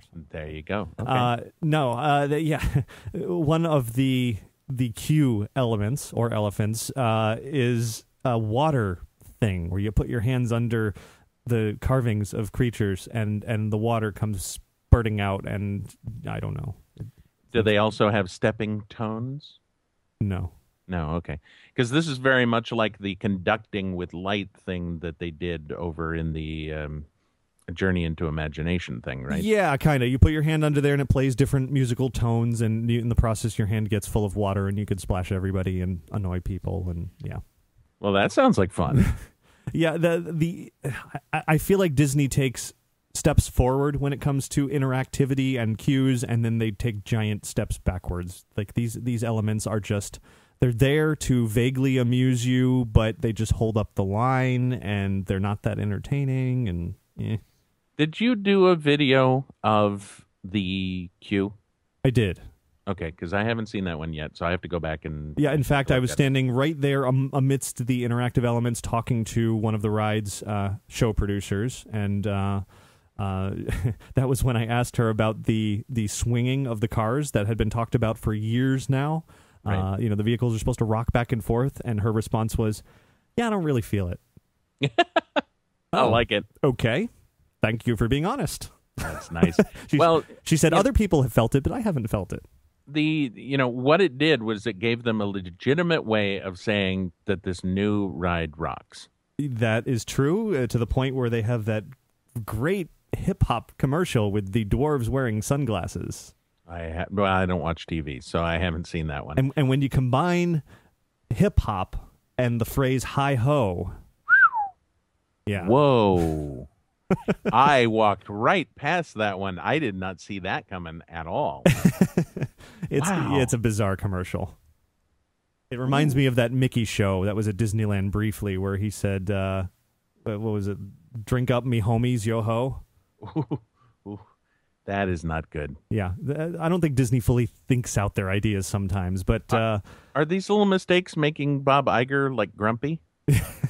I don't know if Iger was grumpy, but Grumpy was certainly there, along with his feline friend. Now, see, that the thing, of course, we're talking about Grumpy Cat when he came out and visited, but when that picture of Grumpy Cat with Grumpy at the wishing well, right, at Disneyland, is one of the best thought out photos I've ever seen. Yeah, that was really good. And since then, since that became such a phenomenon, now Grumpy Cat seems to appear at every Disney thing ever. Right. Yeah. And eventually they're going to make the Grumpy Cat movie. It's going to be Disney, and they actually are working on a Grumpy Cat movie. I know. Not Disney, but yeah. Yeah. It's, they're going to buy him eventually, and then they'll have little, catamatronics running around. It's actually a she. Yes, sorry, by her. Yeah. So yes, Grumpy Cat was there. I met Grumpy Cat. She was grumpy. Well, that's good. Actually, she was pretty nice. She was a nice little cat. Was she purring? She kind of has this little grunting noise that she makes. Get away from me. Yeah, pretty much. Be gone, strange man. So, yeah, Seven Dwarfs Mine Train, that's the end of New Fantasyland, and is also sort of the end of anything major for Disney in the foreseeable future. You mean in the way of like attractions? Yeah, we have Avatar on the horizon, and that's all we know at this point. I mean, I'm sure they're working on other things, but it's a rare occasion in Disney that neither Disneyland nor Walt Disney World are working on anything. Well, we have Disneyland's 60th anniversary coming up. Don't you think something is going to come of that? Certainly, something. But for just like right now, like if you were like, oh, I'm really looking forward to. Oh, I gotcha. I don't know. Like, okay. I have not. Yes, I'm sure in the very near future we'll learn about some other exciting things. But yeah, yeah, okay. And I was just thinking, it's the Year in Review going to be just a 15-minute throwaway show for the next? Yes. Yeah, 6 months from now, I'll be like, oh, yeah, here's some movies we didn't see, and yeah, that's it.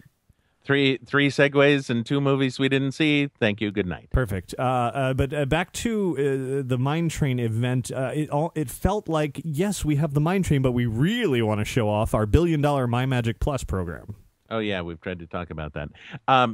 Now, FastPass Plus, Jeremiah uses that while he's out there fairly often and likes it. For the most part, it is a good thing. It's still new, and it is forever in testing as far as Disney is concerned. And because of that, there are quite frequently some bugs that take place. It's tough to be a bug. It is, although I don't think that needs any fast passes because nobody cares about that. But yeah, it's a great system when it works, that you can go online, you can book your rides and shows and parade viewing and all kinds of things in advance, and then you show up and it's just sort of ready for you, and you can make changes on the fly and book additional things throughout the day, and all of that is a wonderful concept. But it's the most frustrating thing in the world when you sign up for something 30 days out and then day of comes and all of a sudden it has vanished and nobody believes you. That doesn't happen. It has happened many a time, not only to myself, but to others as well, particularly for new experiences. It seems like they have a problem when they add something new to the system, and the first day that it's available, everything just goes crazy. Okay, well, I've just figured it out then. I know now why Disney is not planning to do anything new, because every time they add something new, it causes FastPass Plus to malfunction. Yeah, then just don't do anything. That works. Exactly, and it'll operate perfectly. And exactly.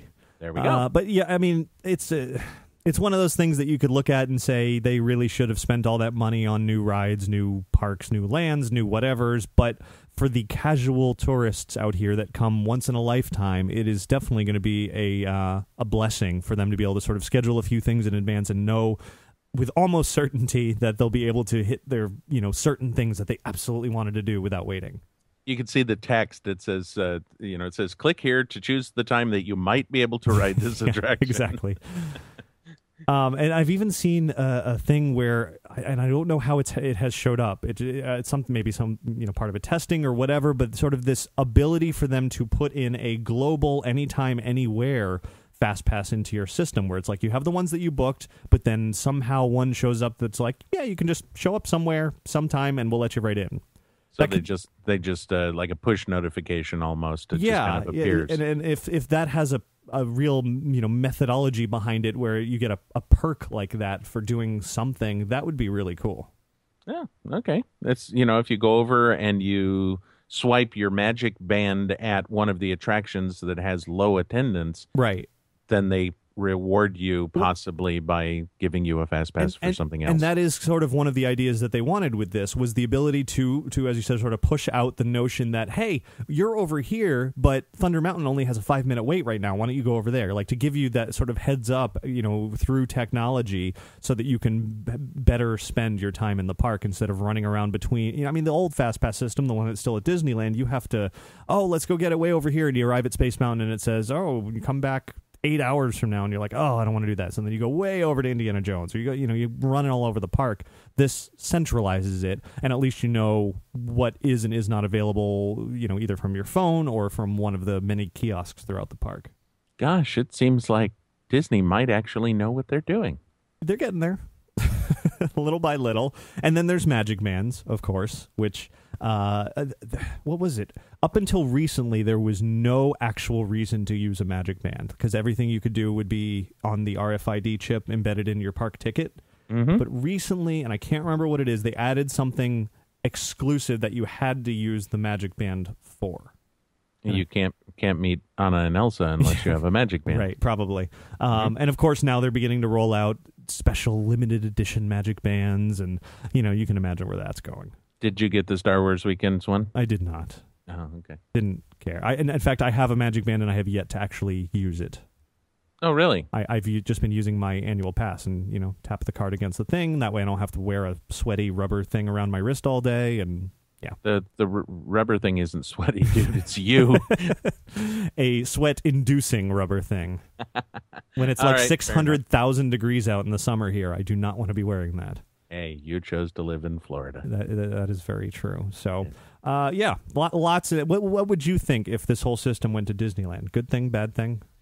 I haven't used it, so I can't say.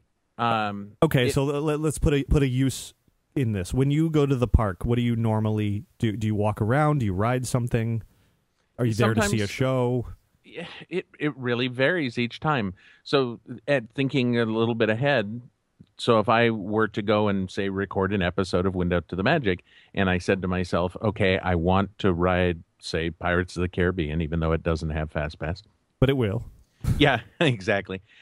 So I could go in and just standing out in the Esplanade, I could look and go, oh, okay, I can ride Pirates at 5:15, so I know that I have 20 minutes to get there. That could be handy for me. Now, what if, in order to get that reservation, you had to book it 3 weeks in advance? That, for me, wouldn't be handy. I think that's where Disneyland is going to become difficult for the system to work, because it's really designed for travelers, and locals are going to want to book day of, an hour before, 3 hours before, and by the time that hits, a lot of it is already gone. Well, and Jeremiah, actually, you hear him on one of his shows as he's leaving PhilharMagic. He's talking and he's resetting his FastPass Plus. He's like, oh, okay, well, we're going to go over and ride Space Mountain because I can get a FastPass for right now. Right. And that's when it works really well. But I've also had cases like where I went to Epcot a couple of days ago, and just before I left the house, I was like, you know what, I want to ride Test Track tonight. And I go on there, and every ride in Epcot is already full. They have a fix for that. That if you go to the attraction, get behind the last person standing in line, and they will let you eventually ride it. That is true. Yeah. But that takes away from all the fun of being able to go click, click, click, and you have to look at all of the queue, and it's terrible. Yeah. I mean, who would want to appreciate all that hard work? I know, and if you're with people, you have to talk to them. No, we can't have that. Yeah, that's no good. You want to stare at my phone the whole time, right? Yeah, I saw a thing the other day that said, "Are you going to go and stare at your phone anywhere interesting this weekend?" Yeah, that's pretty much what the theme parks are turning into. Absolutely, or staring at someone else's iPad. That works too. Let's not get started on that one. Next topic. Speaking of doing things on screens. Oh Lord. Could have just gone to the next topic. Yeah, I could have, but I didn't. Go ahead. Disney Infinity 2.0 Marvel Edition announced. Yes. Did I know you don't play video games, but did Calvin play Disney Infinity? Are you getting the impression that I'm just no fun? No, actually, he didn't. On this one, he skipped this one as well. Probably because you would have to buy into like 100 figures in order to get the fullest. Exactly. He knew that it was a cash cow. It is. And he was like, I'm not even going to go there. And now even more so with adding Marvel, which I have not gotten hands-on with the Marvel version yet, but I've had a number of people who have and have said it's tremendously fun. And it seems like it's going to be a good success for Disney Interactive, the company that prior to Disney Infinity had very, very little success. So it's a good thing. Hey, for those of you who like video games, this will be fun. And lots of collectibles to buy, a lot of little stylized Marvel characters, and in addition, there is more Disney coming up as well. I'm particularly excited about the inclusion of some Darkwing Duck elements to it. Yes. See, and that would be the only thing I would do is if I happen to be walking through a toy store or wherever they sell these things. I don't even know where I would go to buy them. But if I happen to see a character that I really liked, I might buy the character, but it would just be to put it on my shelf. Right. Well, they are good enough for that. I mean, they're nice, good renditions of sort of artistic variations of characters that are these great little vinyl figures that, I mean, they easily could sell as collectibles just on their own. Yeah. See, and that would be the extent of it for me. But so they just announced this whole redo. So this is like they're going to start expanding into the whole Marvel world with this. Yeah, exactly. And of course, that leaves everybody thinking, well, if they're doing Marvel, maybe they'll do Star Wars down the line. And of course they will. Yeah. I mean, they put a lightsaber at the end of like if you unlocked everything in the first Disney Infinity, you got a lightsaber at the end to wield. So I think that's their little nod of things to come. Naturally, at the end of 1, they had a lightsaber, which means Marvel 2.0 was, or the 2.0 of Infinity was Marvel. Right. That makes perfect sense. Exactly. But, there's other Star Wars to be looking forward to at the moment. I was going to say, they probably won't release Star Wars Disney Infinity until, somebody thinks about putting a new movie out. Yeah, well, that would be good timing next year because the cast of Star Wars Episode 7 was announced and the universe went crazy. It was as if millions of people screamed out in pleasure and were suddenly, not silenced because it went on for quite a while. Yes. Actually. I mean, it was a lot of confirmation of things everybody already knew. Sure. The original trio returning, one of them since getting injured. Well, I was just about to say, I was going to say in a minute that they broke Han Solo. They did. For something like 8 weeks, he'll be out. Yeah, it's he can do the Kessel Run in 12 parsecs, but he can't use a door. Yeah, those Millennium Falcon doors are killer, apparently. Well, let's not go there. No, not quite. But I loved the cast aside, the first headline that I read was so sensationalized. It was Harrison Ford crushed on Star Wars set. Yeah, maybe even if it was just he was not crushed. He was crushed about the whole situation. Well, yeah, that's true. And I'm sure the money people were also like, uh-oh. Oh, yeah. I read that J.J. Abrams is wanting to push the movie back into 2016, and Disney's like, no, we've done that already once. That's not happening. Yeah, he's now out for 2 months, too. Right, so... Yeah. But he'll be there in the movie eventually. Carrie Fisher, Mark Hamill, and then all of the other people, some of which are unknowns and some of which are very well-knowns. And Grumpy Cat. Yes. Grumpy Cat is replacing Yoda. Oh, all of a sudden I had there is no do, only, or there is no try, only do or do not. I was trying to come up with a grumpy thing about that, and I'm not fast enough, darn it all. And you sounded Russian for some reason. I know. I think the big surprise of the casting announcement was Andy Serkis. Nobody saw that coming. Well, it was better than Andy Dick. I mean, there was those two choices, right? Yes, that would be tremendously better. Nobody knows what any of these people are playing, though, and every time any of them are asked, they all give the same response, half jokingly saying, "I'd be shot if I told you." Right. Well, what do you mean half joking? Well, I think they literally will be shot. Yeah, I think they will get fired from the movie if they admit who they are. And they executed. They should just all say, "I'm a Jedi." Yeah, right. And then that would be it. That would. So that is on the way, of course. And here is let me put in my plea to the universe to stop posting Star Wars Episode 7 spoilers. Just stop. If you want to read it, keep it to yourself, but don't share it. Just go away. Okay. And I'll just look at you and say, no freaking way is that ever going to happen. I know, but at least I did my tiny little part. Yeah, that's just, Like I understand some people want to read that and some people don't. But in the world of social media, those who want to read it trump those who don't because you can't avoid it. Right. Didn't Facebook just put in a way for you to block out terms now? That would be interesting, and then you could just block Episode 7 completely. Right. That would be good. It was one of the social media platforms just put in a way for you to block certain things so that if you didn't want to find out about the new, whatever it is, the Once Upon a Time, or whatever you're following, you can block that term, and anybody who mentions it, that's good. It just won't show on your page. That. I had not heard of that. I will have to look into that because, yes, it is clearly impossible to stop everybody from saying, check out these new, spy set photos of the Millennium Falcon. Right. And you could just block out the word Star Wars, and then everything would be fine. And then suddenly I couldn't do my job anymore. This episode of Inside the Magic is brought to you by Grumpy Cat. Is brought to you by not covering Star Wars. Actually, it's brought to you by Ozell Soda. There you go. Are you on the trolley? I've actually fallen off the wagon. Is that close? I don't think that's soda. Oh. Okay. No, I've seen this. I know that they've revived Ozell Sola Han Solo Soda. Soda.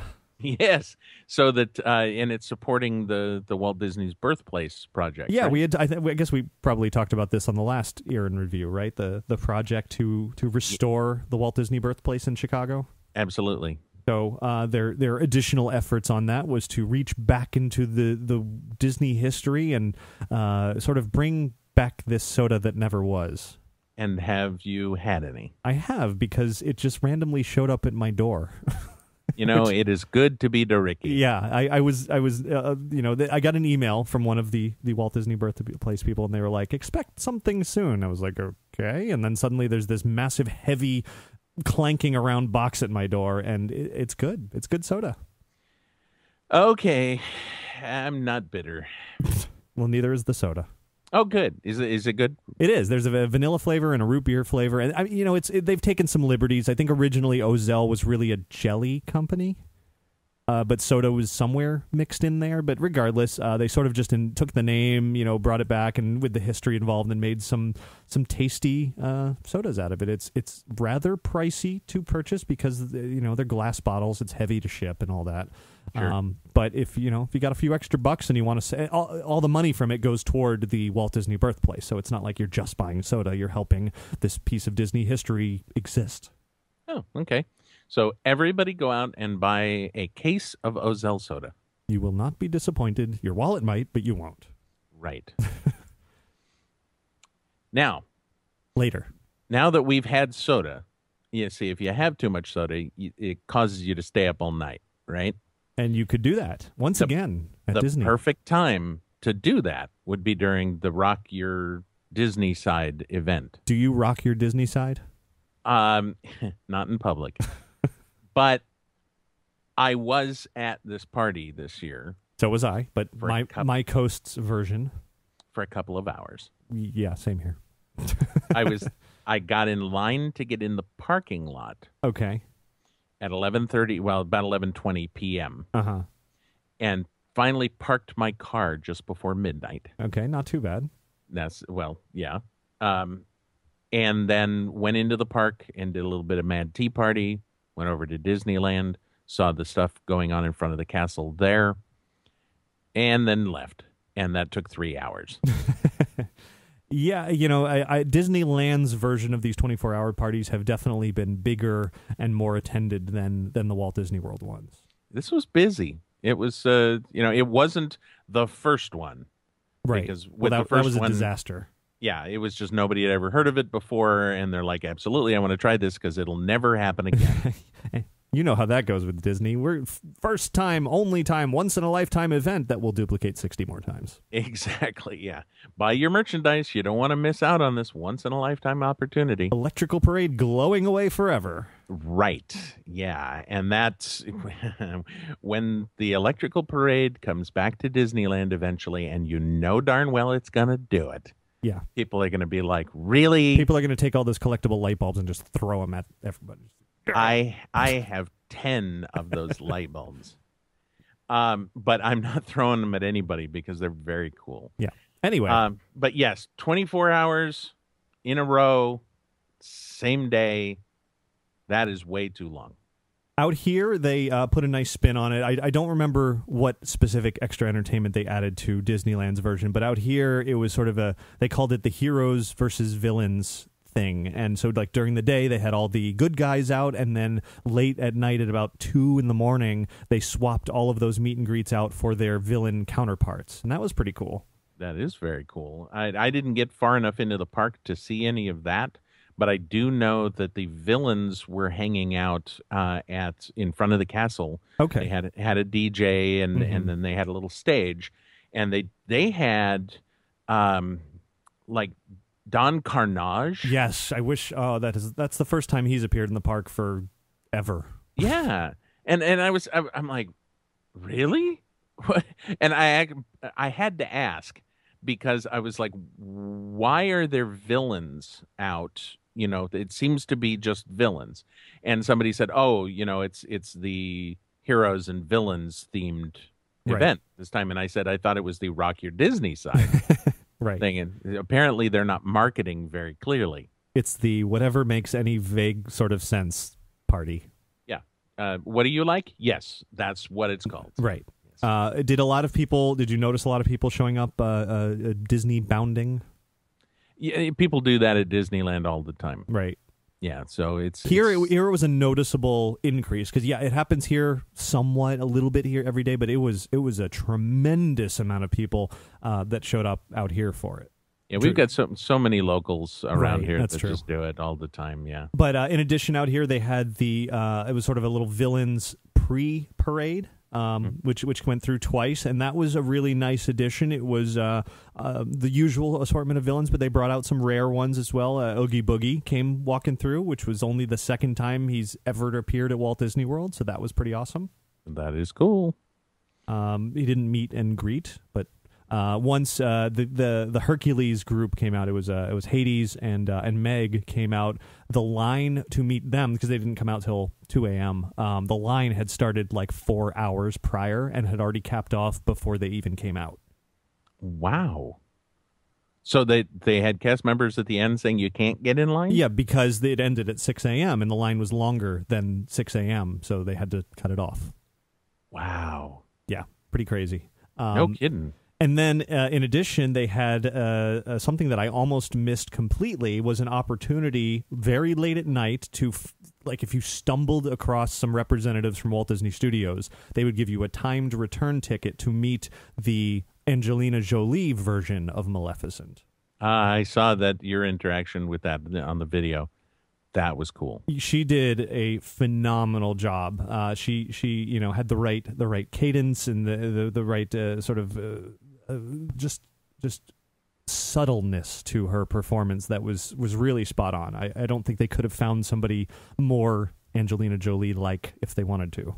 Yeah, slightly slimy, slightly sexy, just dead on to what you would want it to be. Yeah, it was really, really good. I don't know that they're going to bring that version of the character out ever again. So, I mean, I know they did that out at California Adventure as well in front of the preview thingy, the extended movie preview.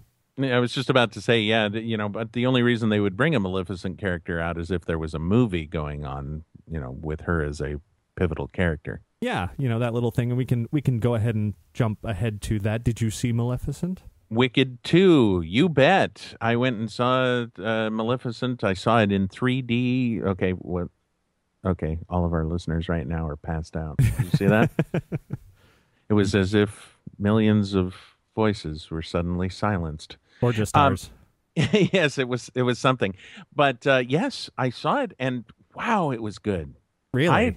Yes. I didn't like it. I enjoyed it. I thought it was fabulous. It was just a cool enough spin on the original to where I was engaged the whole time. I did not find myself going, okay, so how long has it been? And and the 3D it was a pretty short movie. So. It was immersive. It wasn't in your face. Right. And I laughed at one point at a point that nobody else laughed at, but when we find out that the prince is just useless, yes, I was like, and he's been marginalized. And luckily I was sitting in the back of the row or the back of the theater, and nobody really paid attention. But yeah, I can't say that I hold the same opinion of that film. I felt like they changed everything from Sleeping Beauty just for the sake of making it different. Yes. The fact that they changed the three little fairies names to Manny, Mo, and Jack. Yeah, exactly. Just arbitrarily. Just right. Like, like every step of the way where you thought one thing was going to happen. Oh, we're just going to throw a little twist in there. Just because. Just why not? Yeah. But I mean, more so than that, what really I was constantly watching with a sense of hope that it would come together in the end and be the grand evil Maleficent that everyone would expect it to be, and not this lame redemption story and making you feel sorry for her and making her not a villain but a hero, and that didn't happen so much.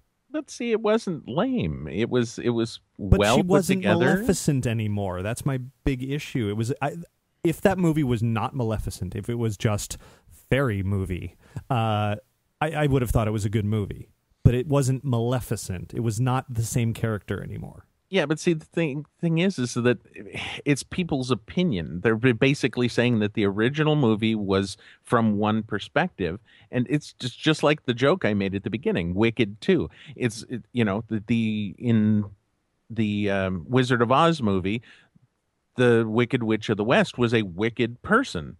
In Wicked, she wasn't. Right. And in this one, it's the exact same thing, which Right. is why I call it Wicked 2. And I agree, and I hate that idea completely. Oh, see, I don't like the idea of taking a villain and not making them a villain anymore. If they're going to be a villain, show me their evilness. At least give me a little bit of it. Like, the only evilness in the entirety of Maleficent was the initial curse. Everything after that was like, oh, I shouldn't have done that. I loved where she walked up to the window and she's like, "You're an ugly little beastie." I mean, that was just classic. Yeah, you know what? I mean, and obviously we're getting a little spoilery here. If anyone out there hasn't seen this already, too bad. I was gonna say, yeah, you lost. Yeah, too bad. So near the end of the movie, what really, really killed it for me was the dragon. Why? Because it wasn't Maleficent. See, the only problem I had because basically the jump that I made on this was that what we had seen before was a cartoon version of that dragon. And yeah, it didn't look like the Maleficent dragon. No, that's fine. I don't. The look was fine, but it was not. I mean, it was Maleficent supposed to turn into the dragon, not her stupid bird henchman guy. I know, and he was funny. I actually enjoyed that character. I think they did a good job taking a pretty basic character in the movie and making it something much more. Yeah. But the little, she just flips her hand and into a dragon. And yes, that's so lame. Oh, that's so loved lazy. It. I loved it. It showed just how wonderfully magical she was, or just lame. Oh no. I don't know if you saw the original script treatment for this, but the other version was just having Billy Crystal run through going, "Have fun storming the castle." You know what? I would have enjoyed that more. I thought that this was a much better version. I really enjoyed this film. All right. Well, we'll agree to disagree then. I will not be watching it again anytime soon. All right. And, I actually saw a movie, so there you go. And see, we had a conversation and everything. Don't get used to it, people. So have you been watching Agents of S.H.I.E.L.D.? I saw it at D23. I saw the preview of the first episode, and that's the only thing I've ever seen. That was probably a good idea for a while, because the show was not so good for quite a long time. I was going to say, it got better, though, because I've heard people stop complaining. Well, and so here's where, it got progressively better as it went along. The characters are still kind of lame, but they're getting there. But by the end of the season, it tied into Captain America 2 when some major events happened in that movie, and it affected the show. And then in turn, by the end of the very last episode of the season, what happened in that episode has now affected the direction the movies will go. Right. So that's that plan ahead thing we were talking about before. Yeah, well, it's sort of, because I guess the TV show people heard about what was going on in Captain America 2 and were like, uh-oh, we got to rewrite. But, yeah. So they figured it out, and they got it to work. And, I mean, Samuel L. Jackson was in there quite a lot toward the end of the season, which really helped, because a lot of the other actors on that show are not so good. Okay. So that's what, it got a huge boost at the end, and I'm hoping that carries forward into the next season. All right. Yeah, it's a TV thing. I don't do TV. Yeah. And it's based on the Marvel characters, and I don't do Marvel. Right, so, of course. But if it was the Agents of Maleficent... Yeah, well, then, I'd be all over it. I'd have to go out and buy a TV and start watching movies. No, I wouldn't do it either. Yeah. But you've seen Star Wars, right? I have. And had you ever been out to Star Wars weekends out here? I have not. Well, there's been a part of Star Wars weekends for many, many years that it concluded each day that divided the universe between people who thought it was absolutely hilarious and people who thought it was the worst thing ever created, and that was the hyperspace hoopla and the dance-off with the Star Wars stars, which I'm sure you've seen pieces of on YouTube. I have, and I've heard it because Jeremiah's recorded it and things like that. Yeah. Well, it doesn't exist anymore. Whoops. In an attempt to bring a little more respect, I think, to the Star Wars universe. Now that Disney is moving forward with all these new movies and everything, they canned the silly, shaking everybody's rear ends on stage moment at the end of the day and replaced it with a very tasteful and slightly boring show and then some fireworks. Yeah, but it stars Anna and Elsa, and that's, yeah. The Elsa Sith Lord comes out. It's, I can't remember the name of the planet. Hoth. They're from Hoth. Right. That's what it is. That is why Hoth is frozen, because Elsa had a temper tantrum. But basketball is a peaceful planet. What? You missed that entirely. I did. I have you? no idea what you're talking about. Oh, I'm not telling you what that is. Great. Somebody, you got to figure that out, or one of your listeners should send you in. But okay, I'm not telling you what that is. I'm sure I'll get an email. Yeah, you could probably just Google basketball as a peaceful planet. But. Okay. That aside, Star Wars weekends, aside from sort of that disappointment at the end of the day for a lot of people who really loved that part, they did manage to bring somebody very big in the Star Wars universe who had never been to Star Wars weekends before. And according to this list of things that we're reading through, that is Maleficent. Yes. Maleficent is now Darth Vader's father. Yes. I am your mother, Luke. No, father, no. Mark Hamill. Yes. Absolutely, yes. Disney and Star Wars royalty. Yes, Luke Skywalker himself. But the highlight of this was not even so much Luke Skywalker, but his voicing the Joker. Yes, that was cool. It was 3 days of Mark Hamill's special conversation, just him and James Arnold Taylor, who voiced Obi-Wan in the Clone Wars show, and they just talked on stage. And I should note that FastPass Plus was available for that and went very well. That was very handy. But yeah, I was there for the first day, and when they did sort of a Twitter interaction, bringing in some questions people had asked, and the guy said, "Can you do a conversation between the Joker and Luke Skywalker?" And it was hilarious. Mm-hmm. And apparently, Mark Hamill got a letter from Warner Brothers afterwards saying, "Yeah, don't do that anymore." Are you kidding? No, because I had recorded that first day's thing and put it on YouTube, and it absolutely exploded across the internet. Last I checked, it had like almost 1 million views on that video. And I wasn't there for Sunday, but somebody let me know that in Sunday's conversation with him, he mentioned that on stage when Joker came up. He was like, "Yeah, I got a cease and desist letter." That is just wrong. Yeah. They were like, because he doesn't do the Joker voice anymore. He stopped after years and years of doing it. He stopped recently. So they were like, we would just like to remind you that you are no longer that character. Yeah, but he's talking about the history of his life. I think the issue is that he did a whole scene as opposed to just an example. Yeah. You people suck. But he was, sort of smiling and joking when he said that, so who knows? But well, he's the Joker. Yeah, exactly. But yes, that was pretty awesome, as was the entire conversation, hearing all the stories and just, it's Mark Hamill, and of course he's looking better than he has in years because he's getting ready to film for the movie Episode 7.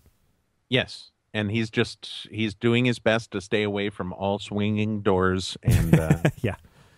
Exactly. They'll just string him up on Hoth upside down for a while. That's uncomfortable when you do that. All the blood rushes to your head. Indeed. Yes, absolutely. So, yeah. I can't think of any way to transition from Mark Hamill to Animal Kingdom. No, not at all. Unless, because Star Wars is a big property for Disney and Avatar's on the way. And yeah, no. I'll just stop. Yes, please do. Harambe Nights. What is this? Harambe Nights is something they announced fairly recently, and now it is happening on weekends at Animal Kingdom, a special after-hours, hard-ticketed event in which you get to see a new, the Candlelight Processional, the Epcot thing they do every year. Yeah. It's a version of that, but the Lion King. Huh? Exactly. It's a celebrity narrator helps tell the story of the Lion King, accompanied by a live orchestra and live singers, and they kind of go through, and you spend half the show looking at clips from the movie. Okay. Well, I actually find myself right now wanting to go see this. It's a whole night, and this is part of Disney's sort of, and it does relate to Avatar. It's a step towards making Animal Kingdom a full day park, bringing some nighttime entertainment to Animal Kingdom, which it never really has had before. So, away from the rides, away from the animals, away from all that, they've bringing their own sort of entertainment to the streets. And so there's a little pre-street party with a band playing and a lot of food, and then you go into the theater and you watch this show, and then you come out of the theater and spend another couple hours with a dance party and really good food and open bar and yeah. You are speaking my language. I was just going to ask you if there was food involved, if there was a dinner situation going on. You mentioned food not once, but twice. Right. And then you said there was an open bar. Yes. And so if you, the show I did not find to be particularly great, but the food was fantastic. It was, Disney will roll out these buffets sometimes and you never know what you're going to get. Could be stuff that sits under a heat lamp for like 17 hours and it's terrible. But this food was freshly prepared, was excellent. And yes, the open bar as well. So I'm sending a text message to Jeremiah right now. You need to go to this, and it is pricey. It's like $120 to go to.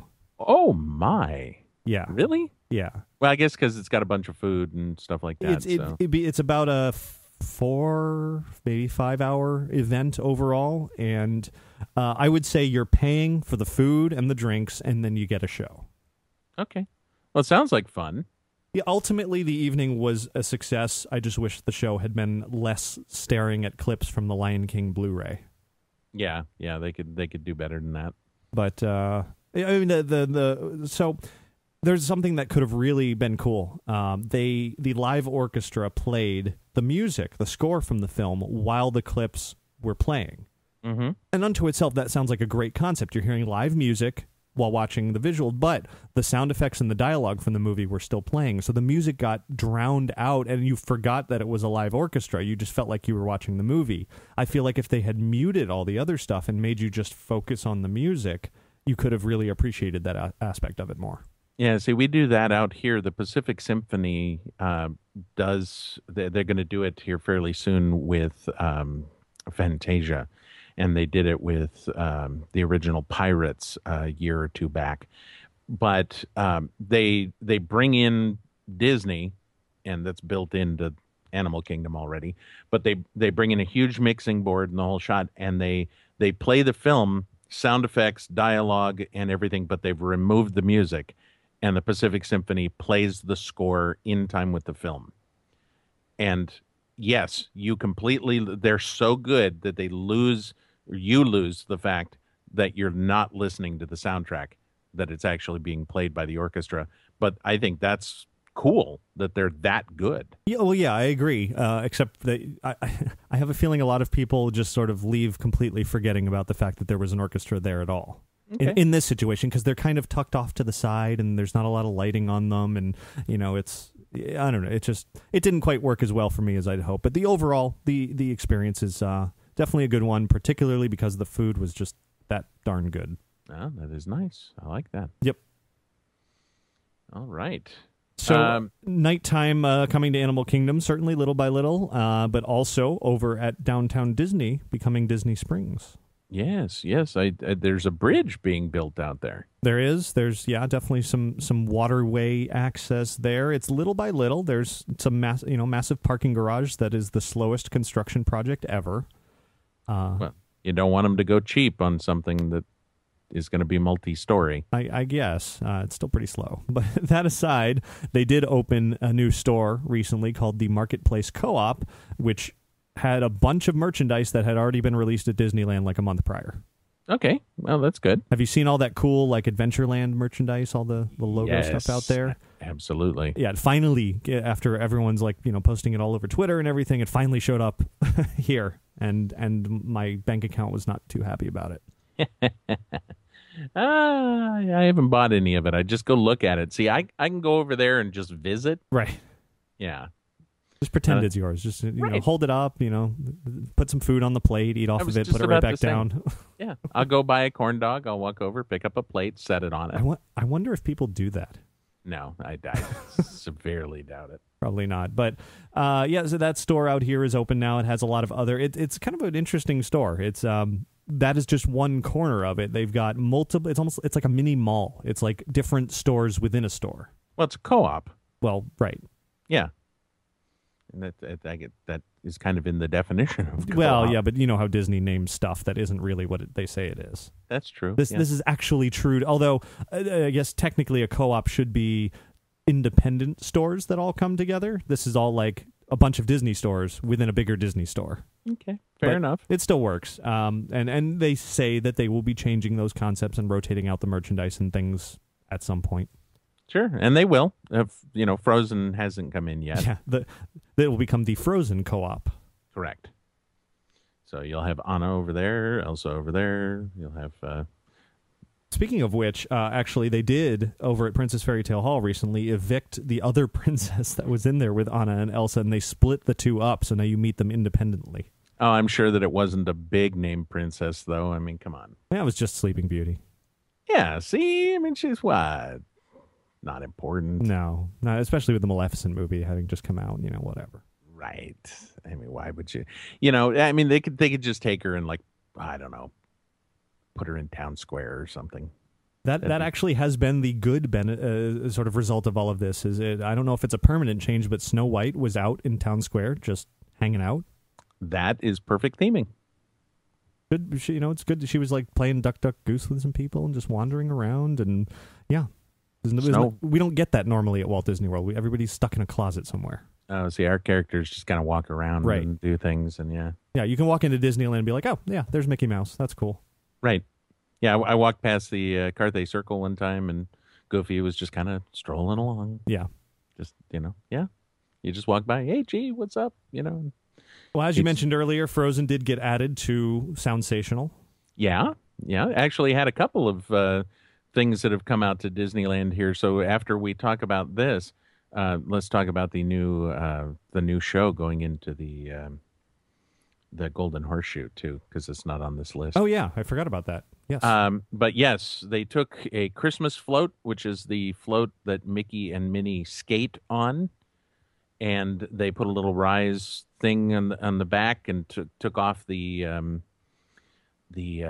fences, and they put Anna and Elsa on it. Instant Frozen float, and a little Olaf on there too, right? Right. Yeah, and not. I haven't seen it in person, but I don't believe he's moving. I think he's I don't think so either. I think he just still stands there. But yeah, so I mean, it's weird because it didn't actually become part of the parade itself. It kind of rolls through first, and then the parade comes out. Yeah, Olaf is frozen on the front. Yes, but yeah, it's a pre-parade kind of deal, right? So, which is odd. And again, another testament to the insanity of Frozen. It doesn't matter how much work and effort I put into, I'll go to an event and I'll shoot hours of video and I'll edit it down and I'll put it up and it'll get, some attention. And then all you got to do is put up a 30-second video of this new Frozen float going by and it gets like 100,000 views in 10 seconds. Right. I was just going to start mentioning, every window to the Magic episode, I'm going to say Frozen. Right. And that's just it. And then I'm going to put it in the show notes, and I'm going to put the part of the name is going to be Frozen, and that way people download it looking for something. Yeah, I mean, I was looking at my own podcast web stats, and I was talking to you about this also via email, and I think it was just the inclusion of the word Frozen that made everything just jump for no reason. Mm-hmm. Well, Libsyn actually had something going on over there behind the scenes too. Okay, I don't know if you. They had the extra. It was the Frozen stats boost. It was the Frozen stats boost. Yes, absolutely. But yeah, that's it's a nice little addition. If you're gonna throw it in, you might as well throw it in where it kind of makes sense, and that's at the beginning of a parade. Right. Fine. Well, and you could also take over an entire theme park with Frozen. You could. Why you would, I have no idea. But if you're going to do it this weekend. Yeah, which exactly. Would be last weekend. Well, no, it's actually this weekend as far as anyone listening to this show. So as a result of releasing the Year in Review this first weekend in July, you are not hearing any coverage of the Frozen Summer Madness at Hollywood Studios that's going on. So you can look forward to that next week on Inside the Magic. We're recording this, a little ahead of time, so it's still coming up for us in reality. And it includes a Frozen stage show that sounds similar to what's playing in the Fantasy Fair Theater at California, which could be good. It's going to have a royal welcome with the characters, including Kristoff, which we haven't seen him as a character yet in person. It's going to include fireworks. It's going to include an indoor ice skating rink and snow things and more Frozen everywhere in the park. Did you know that reindeer are better than people? I did. Oh, okay, I heard that. I heard a song about that. Yeah, it's just a short song, though. Right. Yeah. This, I don't know. It's kind of weird. It's odd that they are taking over all of for 2 Hollywood months Studios. too. It's not like it's a one-time event. It's like, yes, we're taking over. I mean, it's playing into the thing that we've already sang twice, and I'm not going to do it again. Olaf, Summer. 2 months of Hollywood Studios. Anybody going there is going to have to endure Let It Go at least 700 times a day. Wow. That's just, I don't know. I'll have to listen to your coverage and we'll see, so like I have been doing it throughout this whole thing. This episode of Inside the Magic is brought to you by shameless plugs about future episodes. And Frozen. Now we can put Frozen in the title for this. This is the ear in Frozen. And people will actually download and listen to it. Right. And then they'll be like, wait, what is this? What is this garbage? Absolutely. So speaking of summertime and new things coming out, they just announced that they're doing, I can't remember the name of it now. Do you remember the name of this new show concept thing? The Frontierland thing? Yeah. It's like the Legends of Frontierland or something like that. Something like that, yeah. Yeah. When I first saw it, I saw a basic description of it, and I had no idea what it was going to be. They said you can come out, you can design your own character, you can, play a part in the first chapter of this story, and it's going to involve merchandise and food and stuff like that. And that was all it said. Right. And then, and it said that you can tweet to pick your side, so you could be, Frontierland, or you could be the Rainbow Ridge side. And of course, I'm Rainbow Ridge. But I had no idea what it was, which a lot of people who don't know about this are now confused by what I've just said. Including me. Yeah. But what it apparently is there's going to be some interaction out in Frontierland prior to going in and seeing a show in the Golden Horseshoe. And whatever happens outside is going to affect the direction of the story inside. Wow, that's interesting. Yeah. So I'm going to have to go out and actually, check this out. I know people are passing out again at this point, but I may actually have to go to Disneyland and do something. Good. Well, so while I'm enduring Frozen at Hollywood Studios, you can go play around in Frontierland because it's all kind of happening at the same time. Exactly. And then on next week's Window to the Magic, everyone can hear that. Next week's Window to the Magic. Maybe. Yeah, you never know. I might do that. Unless it's terrible. In which case I'll play Frozen and get more downloads. Yes. The Frozen Frontierland. Exactly. So we are only at about 2 hours at this point. So you want to talk about some other things? Yeah, we can just start making stuff up. Okay. Let's see. I heard that Disney bought My Little Pony. Oh, really? I didn't even know you owned a little pony. No, let's talk about something that let's venture outside of Disney a little bit, actually, because as much as we both love Disney and all of the things going on in the parks, there have been some pretty incredible things happening at competing theme parks. Okay. All right. Universal, maybe? Yes, I mean, out here in Orlando, there's been a lot of City Walk improvements, a lot of new restaurants that have opened and are still coming soon. A great Mexican restaurant called Antojitos, a great Italian restaurant that I could probably eat every single day for the rest of my life. That's called Vivo. A new version of the Beetlejuice show that is a new hotel, Cabana Bay, which is fantastic. Did you ever? You are older than I am. Did you? Thanks. Yeah. Did you ever stay in any of these sort of classic, either New Jersey or Florida hotels? No.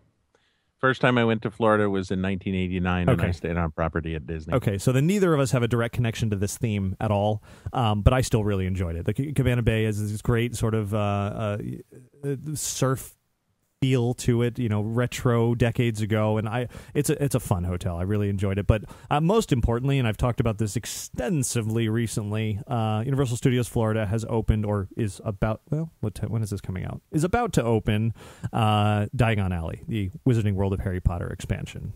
Oh, it says Diagon Alley. I thought it was Dragon Alley because of that really cool dragon at the end. Right. I mean, they're Disney can come out with a steampunk dragon wheeling through the streets that breathes fire, while Universal comes out with a static but incredibly lifelike dragon that also breathes fire. Yeah, it doesn't. It is completely static. It doesn't do anything. Yeah, it sits up there, but it's still really awesome looking. Yeah, I saw that. I've seen some really neat pictures come out of that have been taken from underneath it. Yeah. Shooting up with using just the light from the fire, right, and stuff. Really cool stuff. And wow, does Diagon Alley look neat? It is, and I don't want to go too far into it because I've done that recently on the show and I've written about it extensively, and I could talk for hours and hours about it. But in summary, it is the most detailed, immersive theme park anything that I've ever seen. How about in wintry or folly? Not so much. Oh, okay. You said in summary. I It know. was good. Okay. I know. I got it. All right. Not funny if you have to explain it, I Right. guess. No, I got it. Diagon Alley is amazing. I don't think you have to be a Harry Potter fan to appreciate the amount of theming that has been put into this. It feels like a real place, but in another universe. It doesn't feel like a real, it's like you walk through Hollywood Studios or California Adventure, or even the regular streets of Universal, and here's New York, here's San Francisco, whatever. This is leaps and bounds beyond that, but taking you to a place that does not really exist, except now it does. And speaking of taking you to a place, the one thing that I found that was very, very cool was when you rode the train. Yeah, that's another really unique element. I mean, Disney obviously has had monorails, and various parks have transportation that takes you to and from places. But this has got to be the first time that any park has ever had one theme in two parks and have a themed method of transportation that actually takes you between them and is an attraction unto itself.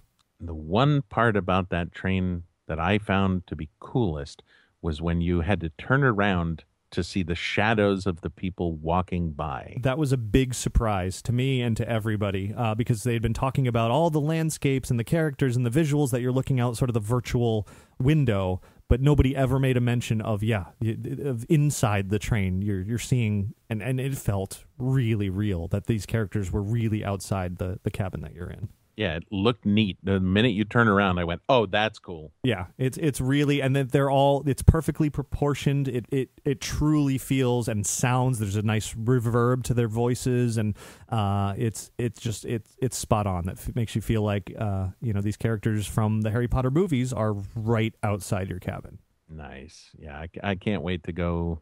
And like I said, I'm going to try and get out there next year if I can. But whenever it is, this is one of the things that I can do in the Harry Potter lands is this train. Oh yeah, definitely. It's accessible to all, and once when it opens, I'm sure it will have 16-hour wait times for it, but eventually that'll die down. But it'll have Fast Pass Plus, and that's fine. Oh wait, yeah, not so much. Yeah. Now, one question I did have: the new, is it Gringotts or Gringotts? Yes. Depends on if you're British or not. I'm not. I know with the accent you might get it confused, but is that kind of the same ride vehicle as Transformers and Spider-Man? No, not at all. It looks like it could be, and there's a lot of similarities in concept in that you're looking at a lot of 3D screens, but it is an entirely new ride system that's never been used anywhere. Really? And it does things you would not expect it to do. Motion sickness problems? Potentially. Oh, okay, great. It is. Have you been on the Mummy ride either out there or here? Yes. And it kind of does roller coastery things, and then it stops, and you see dark ride sort of things, and then there's more roller coastery type movements. Mm-hmm. This does that combined with the Transformers, combined with other movements that nothing else has really done. The only thing I had a problem with in the Mummy ride was when it started to go backwards. This might go backwards a little bit. Might? Okay.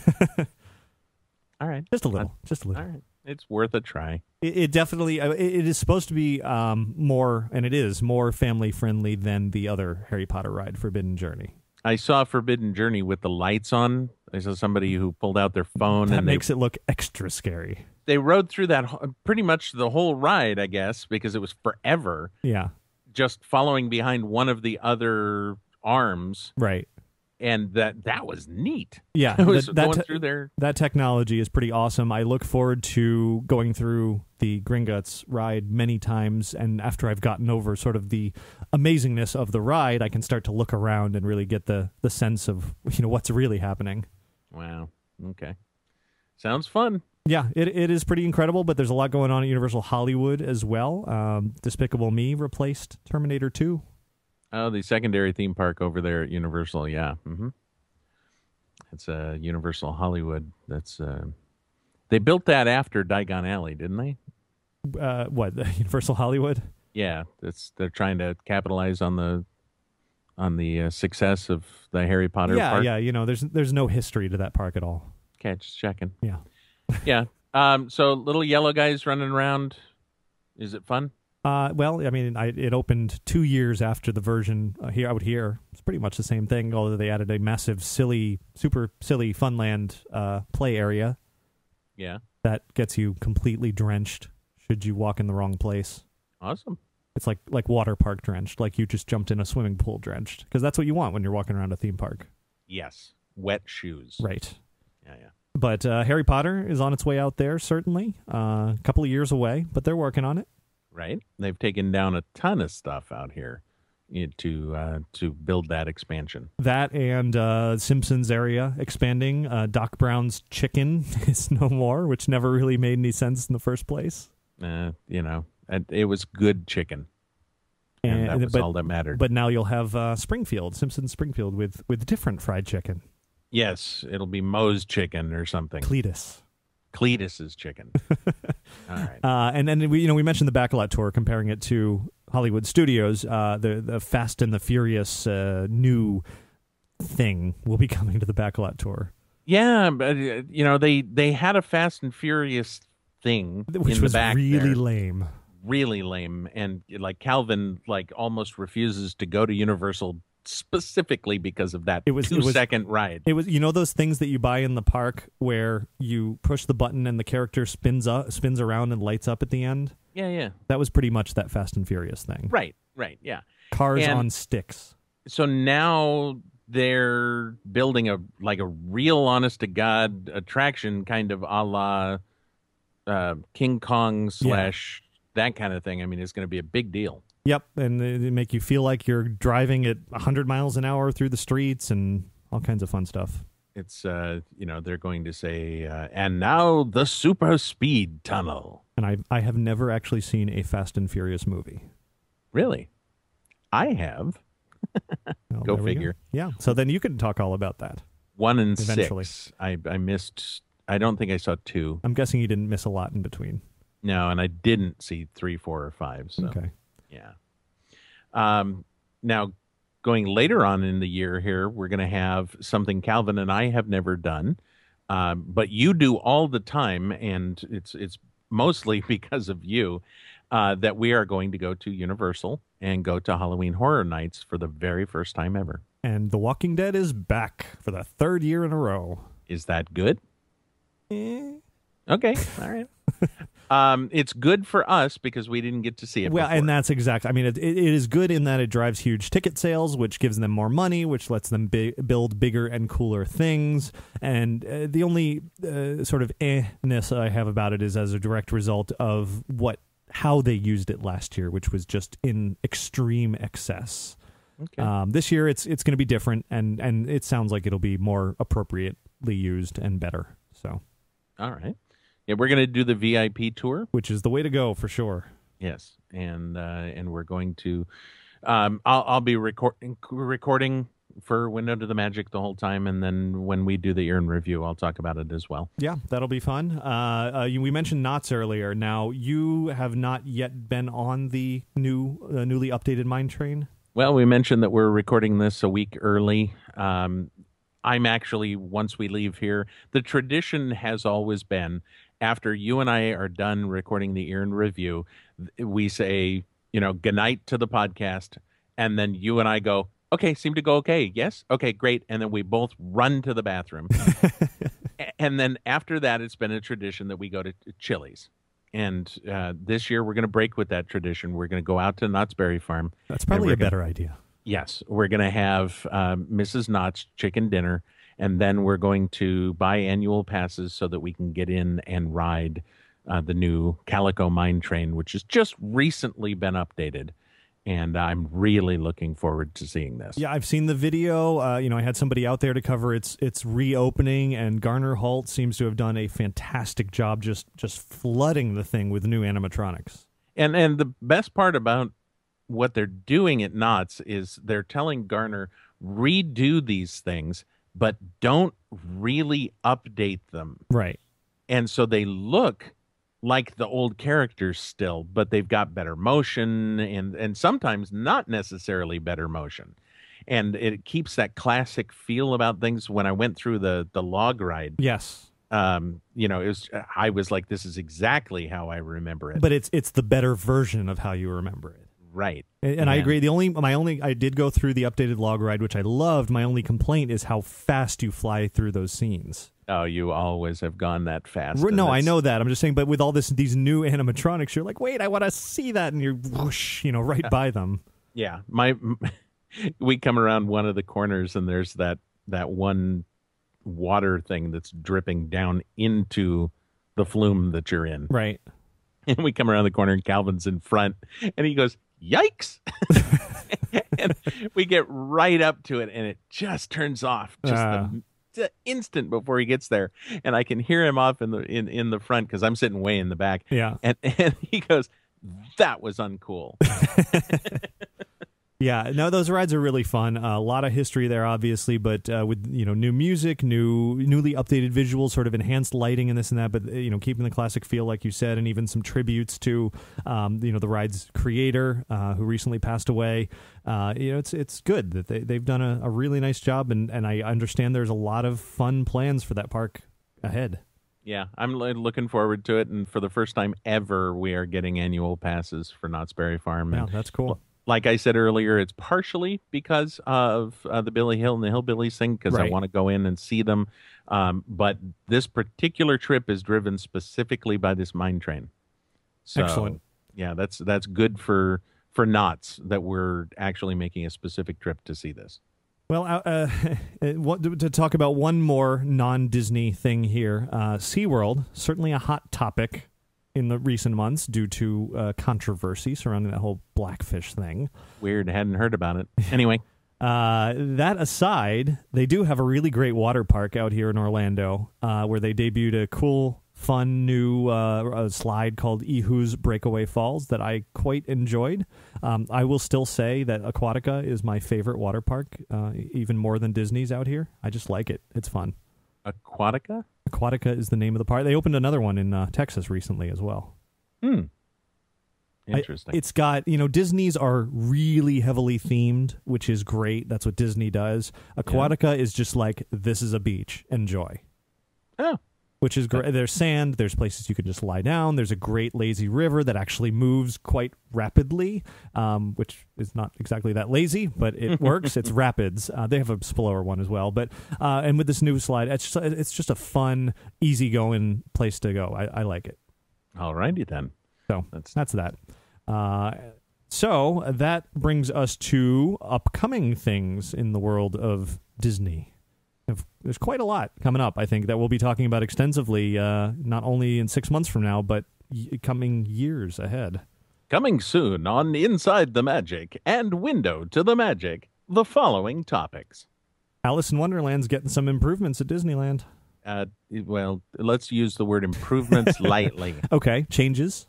There you go. They're making changes to the Alice in Wonderland attraction. They're going to be rerouting the outside, is my understanding, keeping it closer to the building. Although I don't know that I've seen that track come down yet. Yeah, well, it seems like they just kind of made the ugliness that came as a result of the OSHA stuff. They kind of made it prettier. Yeah, we'll have to see. I'm hoping that they're able to keep the classic look of that attraction. Right. But Disney has also sort of confirmed that there are interesting things going on inside the ride as well. Right. Yeah, is it going to be like the Red Queen is going to be using the technology from the Seven Dwarfs mine That's train? what I'm hoping. I'm hoping really amazing, still classic looking, but high tech animatronics for Alice. That would be awesome. Yes, that would be very, very nice. And my understanding is they're actually thinking about doing this with a lot of the attractions. Yeah, that's what I've heard. That it kind of go little by little through Fantasyland, and kind of like what Knott's is doing, keeping the classic feel of the dark ride, but giving it an update. Absolutely, and that would be fun. And that's reopening very soon. And isn't it reopening like by the time this podcast goes out? I don't know. If it is, I will be there. I think I want to say it was like July 4th or 5th or something. So okay. Well, I'll be there on the 4th. And the 5th. Okay, well, keep an eye out then. Because I'm a glutton for punishment.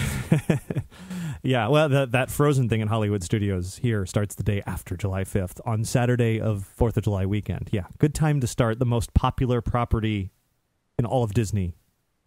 Well, with the most crowded weekend of the year. They don't care. That's just more money.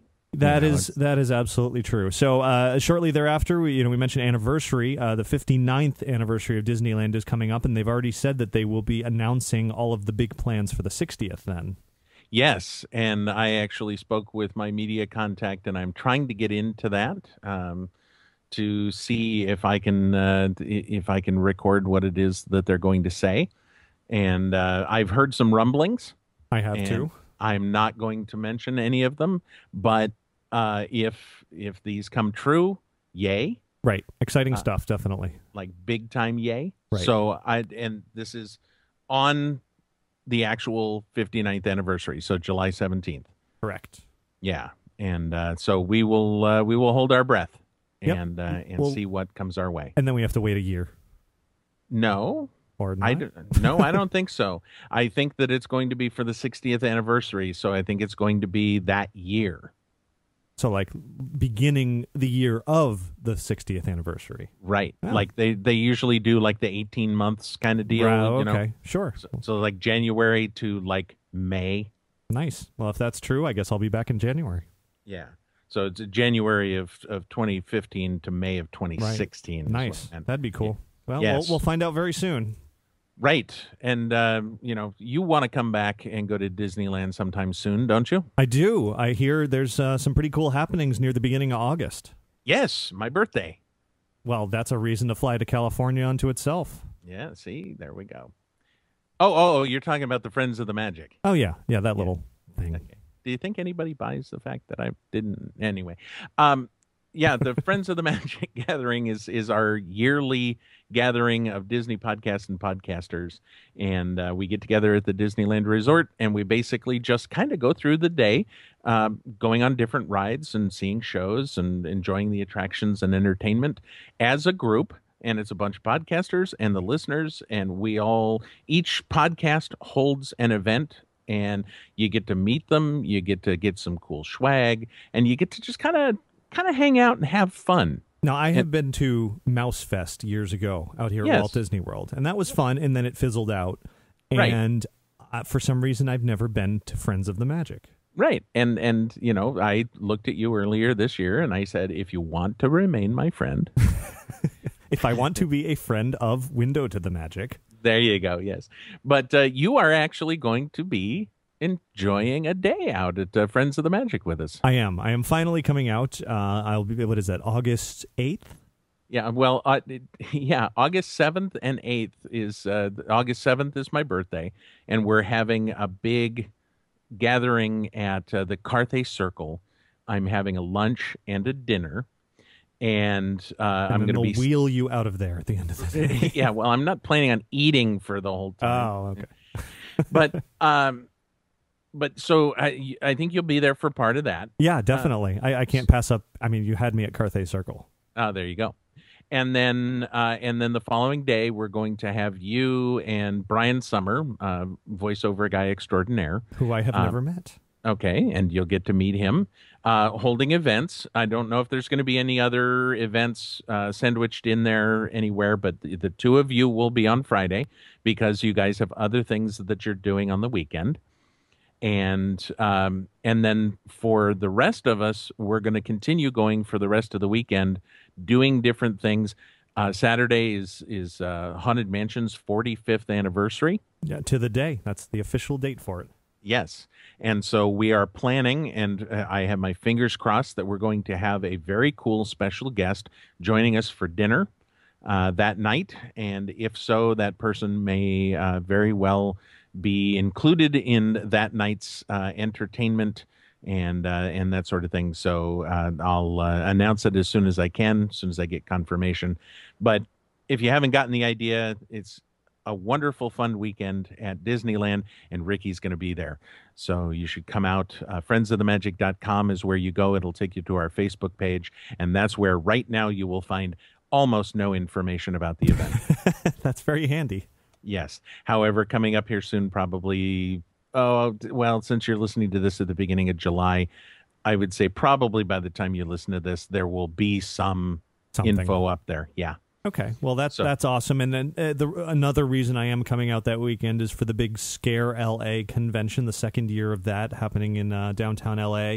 Halloween will draw me just about anywhere, so that's what that's all about. And they're having their own Haunted Mansion 45th celebration as well, doing a special panel during the day. So whatever you've got planned that night, maybe I'll have to skip out on the nighttime entertainment there and come over. Well, it could be fun. So we'll see. Okay. Well, yeah, we'll see how all of that comes out. But that's some more excitement to look forward to. It's always a good time to come out to California, especially when there's some extra special happenings, and especially when Disneyland has basically said, yeah, we're not going to celebrate the 45th. Correct. But they're going to put a bunch of merchandise out, but that's about it. Right. And if they're not going to do it, then I will. Yeah, definitely. And so we'll go from there. So lots of fun people are going to be out there. In addition to you and Brian Summer, we're going to have a ton of podcasters out there. Excellent. From all over the United States. So sounds like fun. Right around that time, and I don't remember the release date. It might even be a little before that. Another movie that you're not going to see is coming out. Correct. Yeah, it has a nice heavy rock theme in the trailer. I've seen the trailer. Guardians of the Galaxy, definitely the most different looking Marvel movie so far. That's Marvel? It is. It's tying into the whole Marvel universe, and most people are like, who are these characters and what is going on? Isn't there a fox or something? Yes, a raccoon. A raccoon. Voiced by Bradley Cooper. Well, yeah, of course. Who? That guy. Oh, that guy. Right. Okay, good. So that I am actually looking forward to that. It's a different sort of Marvel movie. Should hopefully very good. A lot of humor to it, probably. Hopefully. I could tell that, yeah. With Chris Pratt playing the lead, there should be. Right. Yeah, so the whole thing kind of looked like it was on the lighter side. Definitely. But still very Marvel, very sci-fi, superhero-y. And then later in the year, November, is when Disney is coming out with Disney Feature Animation are coming out with their first Marvel animated movie, Big Hero 6. Oh, I thought it was Toy Story that time forgot. Yeah, I skipped. Oh, I see. Okay. See, now I didn't see, again, I don't see a lot of movies, but I didn't see Big Hero 1 through 5. No, nobody did. So, yeah, well, see, and so why are they picking up on a property that nobody has seen the first 5 films? They are kind of going along with Guardians of the Galaxy. This is another really obscure Marvel property that they've just kind of plucked out of nowhere and decided to become a huge movie. And it also looks pretty cool. It's got this weird mashup of San Francisco and Tokyo called San Fransokyo, in which it's set. Wow, it sounds like I made that up. Yeah, kind of. Yeah. But the characters seem fun, and I'm looking forward to that one as well. Wow. A lot of Marvel. When Disney bought Marvel, everyone was wondering what the heck is going to happen. Well, this is it. They're going to crank out lots of movies and really sort of pull every aspect of it. An interesting footnote to Guardians of the Galaxy. Obviously, Marvel characters are in the parks at Disneyland because they're able to do that. But out here in Orlando, Universal has the rights to the Marvel characters because of prior licensing agreements. But Guardians of the Galaxy, there's going to be a extended preview of that film inside Hollywood Studios very soon. In fact, it starts this weekend, I believe, for when we're airing this. So right. I think it's Disney's way of towing the line and seeing how much they can get away with putting Marvel in the parks. Interesting. Little by little. They did the Avenger rail, the monorail wrapped with Avengers characters, and that was fine. Universal didn't, sue them or anything. So they're like, okay, well, what if we play some movie clips in the park? And, if they don't hear anything then, they'll be like, well, what if we use these characters that Universal isn't using? So we'll see where that goes. All right. Best of luck to them. Yeah, I'm sure, there'll be a lawsuit at some point, and then they'll be like, okay, we went too far. Yeah. Or Universal will go, that's fine. We could be, or just pay us and, buy us out of our licensing agreement, and we'll build Harry Potter Part 3. Yeah, there you go, yes. Harry Potter, the land, the world, the park. The hotel. The steak. Yeah. I could go for some steak. Harry Potter, the steak. All right. Okay. Yes, you mentioned Toy Story That Time Forgot. This is a new holiday special coming out this year. Did you like Toy Story of Terror? Did you see Toy Story of Terror? I did. Okay. And I did. I loved it. I thought it was great. Yeah, it was very fun. And that's coming out on Blu-ray very soon. But then for in time for Christmas, another Toy Story sort of a TV special, which is great. It's not Toy Story 4. I think everyone was pretty happy where Toy Story 3 left off. So now they've sort of spun off into these TV specials instead.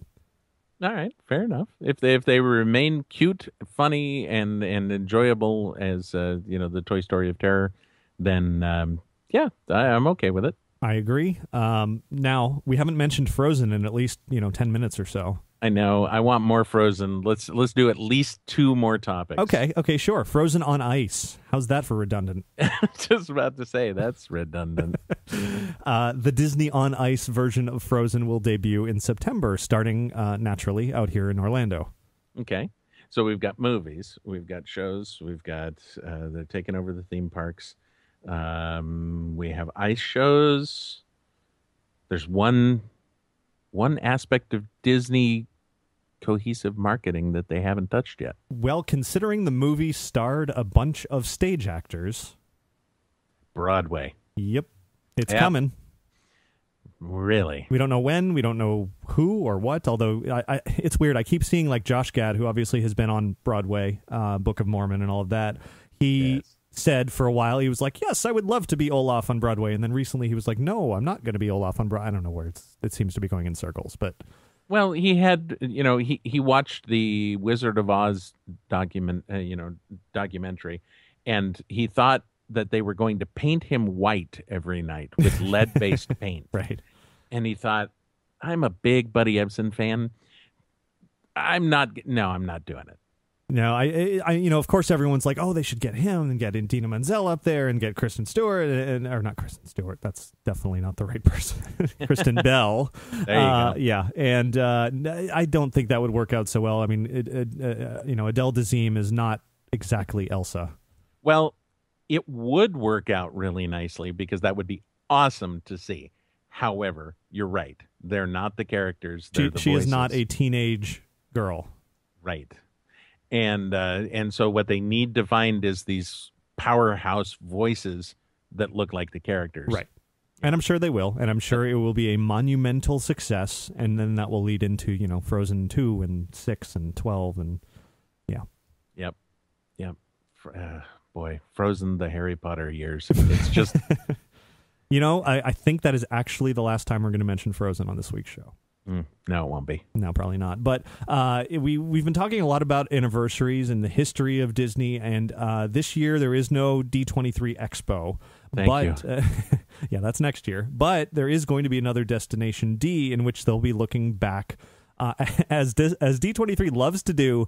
Hey, fans, remember all that cool stuff that you used to love but isn't around anymore? We're going to celebrate that. I don't see how they continue to get away with this. Yeah. Because they're literally going, see how cool we used to be? Pretty much, yeah. Yeah, I mean, So- they're talking the adventure through inner space cool. That is what they'll be talking about this time.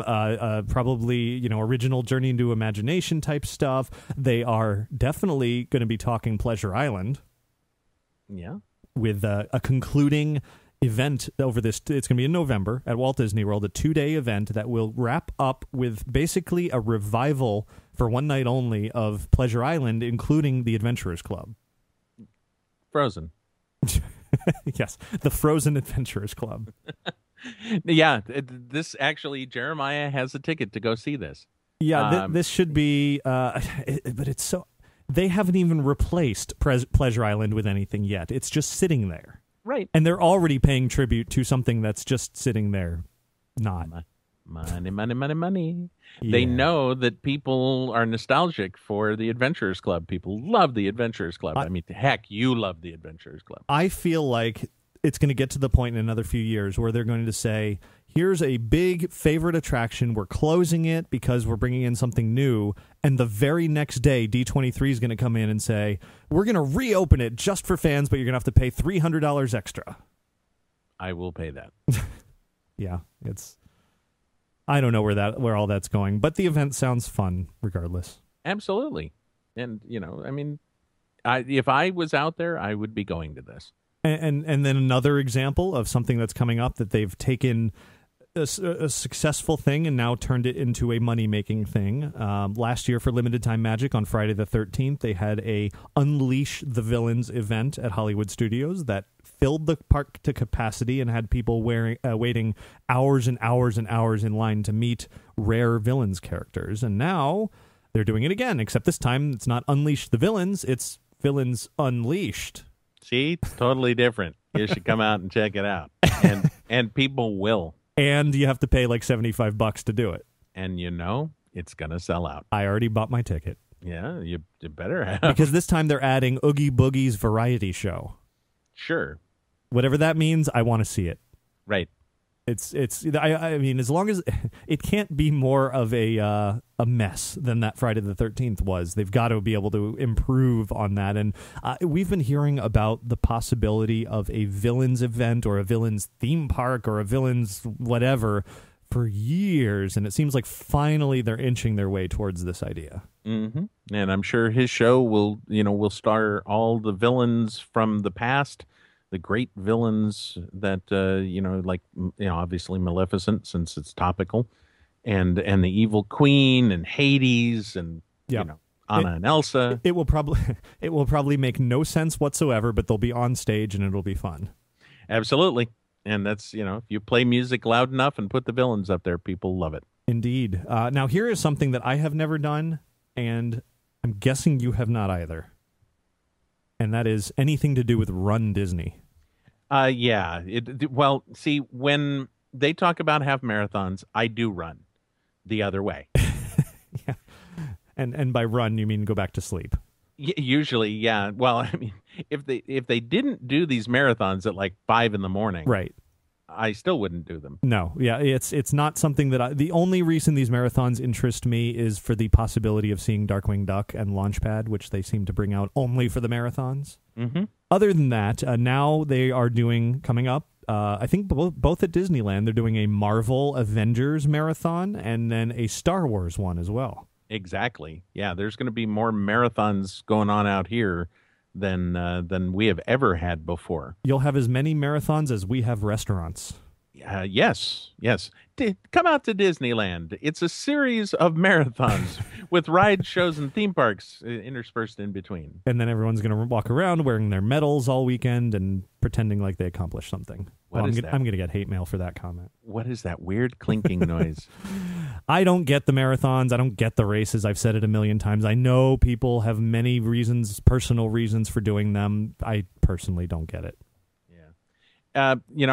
A couple of years back, I was starting to do some heavy walking, and I was going to try to get it so that I could go and do the half marathon at Walt Disney World. And it was just as a personal goal of mine to try and get myself to the point where I could actually pull something like that off. Right. And that might be what it is it might just be the fun of doing it, going through the Disney parks. Sure. And, interesting access early morning. Right. Yeah. I mean, I could see that to some extent, but for me, I mean, like, I just feel like if I want to walk through the parks, I'm just going to go walk through the parks. Yeah. Yeah. But it's like the 24-hour thing. I've only been in the park at 3 a.m. twice in my life. Right. It's cool. Yeah, I guess. Whatever. Not for me. Everyone else can enjoy it. Well, that's. But there will be more room to walk around at the Magic Kingdom in the coming months. Yes, because they're going to inflate the park. Something like that. It's kind of crazy construction zone around the Cinderella Castle and the surrounding area because they're taking the hub and making like a double hub out of it. Yes, this episode of Window to the Magic is brought to you by expanded Magic Kingdom hubs. Or just one. Or just one. Yeah, they're basically putting a second spoke kind of around like the outside. An extra ring around it. Like they're making it, giving it bigger rims or something. Right. And yeah, that's right. They're going to have, 26s or 28s? Right. Yeah. Give it hydraulics. Everything will, yeah. The castle. And then the dwarves can come out and rap hi-ho. There you go. Hey, tying it all the way back to the beginning. Yes. Yeah, this is interesting. There were a lot of people that were complaining that they were taking out the waterways, right, and that all that other stuff. I looked at the plans. It looks fine. It looks great. I think it's going to be and a huge reason for doing this is because they're going to be adding specific areas for FastPass Plus for parade and fireworks viewing instead of taking over existing areas. So rather than getting in the way of everybody, they're actually adding more room, and that's a good thing. Yeah, it is. It's always good. They did that for Fantasmic here in New Orleans Square. Yeah, back when it first opened, they shut the entire area down for a while, and they filled in some of the waterway, and they made it very nice. Yeah, and you can't tell now. Right. Well, and that's ultimately you're going to walk into the Magic Kingdom and be like, it's a little more spacious than I remember, but that's about it. Yeah, a few extra trees, a few extra planters, and a lot more room to walk around. Right. Which is fine because that place can get packed. Yeah, definitely. And if they would maybe throw a bench or two in there, that would be nice. No, because if you're sitting down, you are not buying merchandise. Indeed, unless you're on a ride. And over in Tokyo, an interesting improvement to a ride is going to be happening soon. And that is? The Jungle Cruise Wildlife Expeditions. Have you heard of this? I have not. They're giving the Jungle Cruise a sort of a 2.0 treatment, like making it a whole new attraction. A whole new attraction. I think that happens every time we record one of these. Probably. Yeah, I don't remember the details offhand, but there's going to be a daytime version and a nighttime version, and this whole new story and lots of special effects and a new soundtrack, and they're like really giving it a massive overhaul. And then at the end, you're going to see like a baby elephant, and its mom is going to be attacked by poachers. Yes, and then it will link up to Walt Disney World in a really long boat ride. Jumbo, everyone. Speaking of Animal Kingdom, actually, also coming up, Rivers of Light, also known as World of Color, Animal Kingdom Edition. That's what I was going to say, yeah. It's World of Color. That, they know what they're doing with World of Color. So if they just build something purpose-built, hopefully they don't blow it like they did with Fantasmic, because they purpose-built the Fantasmic Arena out there at Hollywood Studios, and it lacks all the character of Disneyland. It does. I never see Fantasmic out here, but I'm really looking forward to Rivers of Light. Seems like I mean, just bringing I think people have been asking for a nighttime show, a water show of some sort at Animal Kingdom since the park opened. So it's nice to finally have that realized sometime in the next couple years. I could just hear if you're on the back half of the park, you can hear all the animals going, "Get off my lawn!" Pretty much. Trying to sleep over here. Yeah. Well, and then, maybe they'll make a CNN documentary about that too. Maybe. You never know. And here, out of all of the upcoming things for Walt Disney World that we've mentioned, Avatar and this show and that show, the thing I'm looking forward to most is we're getting a Trader Sam's. Absolutely. I'm going to be there like all the time. Yeah, what you should do is you should try and go every Friday from 5 to 7 p.m. Ah, that's a novel idea. Tell all your listeners that See, if they come out, they can meet you. Right. I kind of just assumed Jeremiah would be doing that. Yeah, didn't you? And you could get selfies of you and all of the ladies who come out to visit you, and you could put them up on your Facebook page. But only the ladies. Only the ladies. Okay. I'm an equal opportunity sexist. But yeah, Trader Sam's. Wow, I really, I was talking about wanting to go out there next year. This is looking to open next year. Yes. They have not actually set a date. But that's the thought, right? It seems like it, yeah. Okay. Because that was what I wanted to do. Was I wanted to come out. I wanted to be there at the opening of this. Well, because it's going to be amazing. Well, it's also going to be packed, I'm sure. Well, have you been to Trader Sam's? Yeah, over but here? this is Walt Disney World with tourist mania and billions more people. I don't know. I don't know how it's going to work. It's going to be interesting because out there, you've got it's at Disneyland Hotel. It's tucked away a little bit. You have to, do downtown Disney parking or, whatever it is. Here, you have to, I don't know how the parking is going to work because you're supposed to go to the Polynesian with, a reason to be there. And I guess if you say you're going to Trader Sam's, that'll be a reason. But they don't have a huge parking lot for like hotel guests and whoever's going to be going to Trader Sam's. I don't know. They build a multi-story parking garage? Yeah, I guess. And they're also adding the vacation club bungalows there, which is going to need even more. I mean, Trader Sam's, I guess, doesn't hold that many people, so... Well, ours is only 47 people. I From hope what that they've learned. I don't know. I've heard it's going to be pretty much the same size.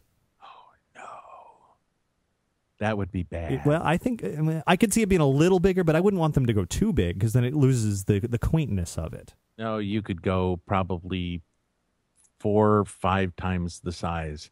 Well, you'd still be fine. Where it's going in the hotel, there isn't room for 4 or 5 times the size. It's maybe a little bit bigger, but yeah. Well, okay. And it's going to have the some new features. It is a different version of Trader Sam's. It's called Trader Sam's Grog Grotto, which is a fun name. And it's going to have the Oa character that was formerly in the under new management version of the Tiki Room. Which is severely lacking from our version, and every time everyone is chanting "oa, oa, oa," it doesn't really make any sense. Right. But it will at your place. Yes, you'll order the massive drink, and there will be an animatronic or puppet or something. I don't know exactly what it's going to be, but it'll be cool. Yes, it will. And if you have a fast pass for your martini, then you'll be able to get a drink. Yeah, that's what it's going to come to, I have a feeling. Mm-hmm. But I'm looking forward to it. So we've mentioned Marvel and Star Wars a number of times, and there's more ahead of both of those. Obviously, we've talked about movies. We've talked about TV. There's even more Marvel TV on the way. Agent Carter is another show that's coming out of the Marvel universe, and you probably don't even know who Agent Carter is. Not a clue. She was an excellent character in the Captain America universe, so she's getting her own show. Yeah. Speaking of excellent female characters, we haven't mentioned Anna or Elsa in the last couple of minutes. They are not getting their own show, though they will be on Once Upon a Time. See? There you go. Yeah. We didn't talk about that either. We did not, and now we did. That we did. That's enough. And then, of course, Star Wars and more Star Wars. There's episode 7, 8, and 9, and a whole bunch of spin-off movies. Right, and a theme park edition over at Hollywood Studios. Yeah, of some sort. Who knows? Lots and lots of Star Wars. Absolutely. And which is fine, as long as they do it right. Yes. Yeah, and this is what coming out of Diagon Alley, my perception of what is capable in a theme park has been changed permanently. It is truly unlike anything I've ever seen in a theme park, and now that is officially the bar that Disney is going to have to meet or exceed with Star Wars. Anything less than the absolute believability of that, and I will be disappointed.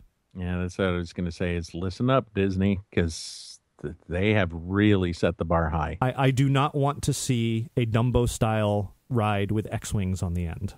Right. I want to be there. I want to walk into the Millennium Falcon and sit down and, play the little holographic game and be in the environment. I don't want you to sell me a shirt with a cartoon Han Solo on it. You know, I want to go to the cantina and drink and eat and cut off somebody's arm with a lightsaber and all of that. I can see the T-shirts now. Ricky shot first. Exactly. Yeah. So hopefully that is the direction all of that is going in. We shall see. I'm sure Disney has big plans for it, and they're just going to take their time and make sure they do it right. They absolutely have to, because there's just so much money that's been thrown into this. And the one thing that I actually had a question about, because I was watching you walk around and rave about Diagon Alley and all of this other stuff, and everybody's been raving for years about the Harry Potter thing and whatever. But when you walk through it and there's media, so it's probably crowded, but it's not packed. Right. How are they going to handle the crowds? At first, Diagon Alley very soon is going to be a complete mess, much as the first one was 4 years ago. Okay. I mean, it was almost unbearably crowded. Okay. There were lines. There's a ticketing system, like a fast pass sort of thing, to get into the area. Then once you're in the area, you have to wait in line to get into a store. And then once you're in the store, you have to wait in line to buy something. And by the time you've done all that, half your day is gone. Wow. It's really, I mean, it's going to be brutal for quite a while. But the original, 4 years later now, completely perfectly fine. Even on the most crowded day, I mean, it's still, theme park crowded, but it's not terribly overwhelmingly like it was for a while. So I'm sure in time it will fade. Okay. All right. I'll trust you on this one because you've been there. So. And it also helps that Diagon Alley is a lot more room than the original one. There's a lot more street room, a lot more stores, just number of stores. There's the queue for the Gringotts ride is tremendously entertaining and really, really long, full of entertainment along the way. So all of that helps. And I get no scale from any of the photos that have been shown. No, you don't. And that's what's incredible. I mean, you walk through there and you have to look. I mean, if you're standing in the middle of Diagon Alley, you have to look directly up to see the tops of these buildings.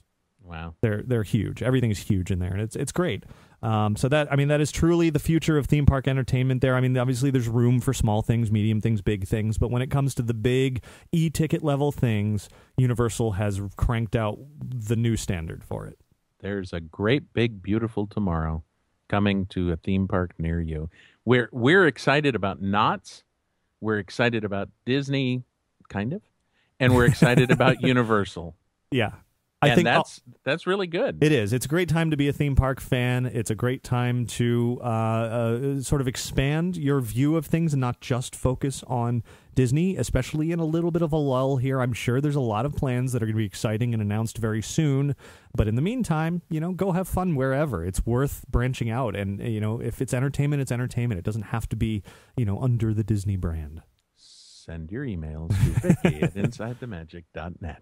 I've seen more and more and more hardcore Disney-only fans make the jump in recent years, and I think it's just going to continue, and it's a good thing for Disney, too. I mean, we don't want it to be a stale environment. We want everybody to produce really amazing entertainment.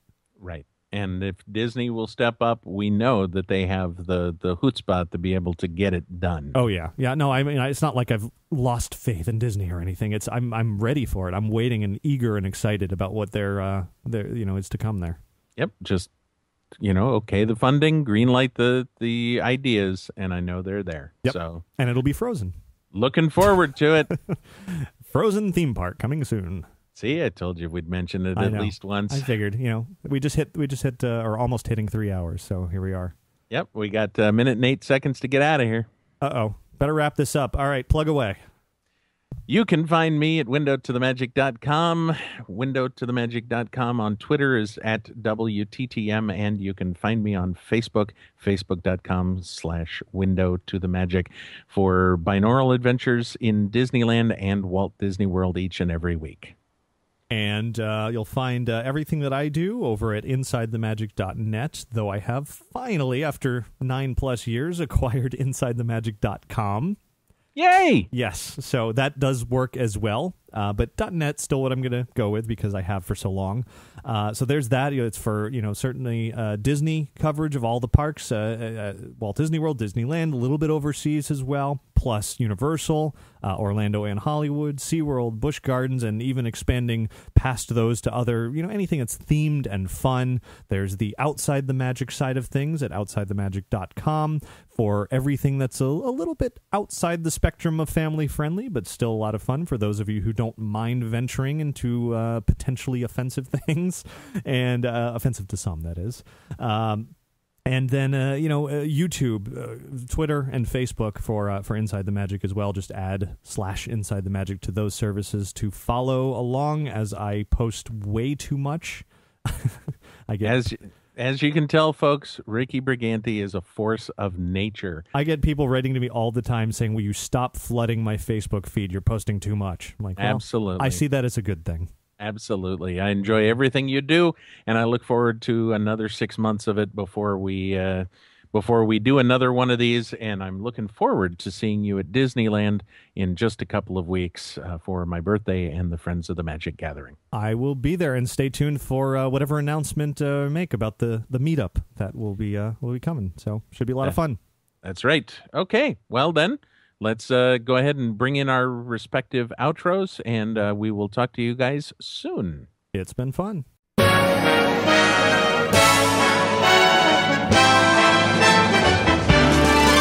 There's a great, big, beautiful tomorrow. And 3 hours later, here we are at the end of show 483, a half year in review. This went over really well last year. Everybody seemed to enjoy looking at half the year instead of the whole year at once and having it be, a mega 6-hour podcast. So you can look forward to another one of these at the end of this year. And as you just heard, Paul and I talked all about many, many, many things to look forward to over the next 6 months. So can't wait to experience all of that and then come back to you at the end of 2014 to discuss it all with Paul once more. Of course, there's a lot of exciting things happening between now and then, including I will be, as I mentioned, out to California in early August for that Friends of the Magic meetup, so stay tuned for more information about that. If you're local to California, how you can come out and say hi to me, say hi to Paul, and all the other podcasters that will be there for that special weekend.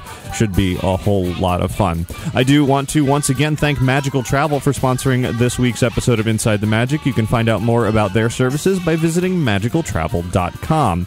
And also to Scooter Vacations. If you need a little extra help getting around at the parks at Walt Disney World, Scooter Vacations is who you're going to want to contact for the best options in enhanced mobility. You can call them at WDW Scoot. That's 855 WDW Scoot, or find them online at scootorlando.com. So thanks to all of you who made it all the way through this year's first half year in review. Next week I'll be back with a lot of Frozen fun from Disney's Hollywood Studios and whatever else happens in the meantime. It's summertime. You never know what's going to pop up. So thanks for listening each and every week.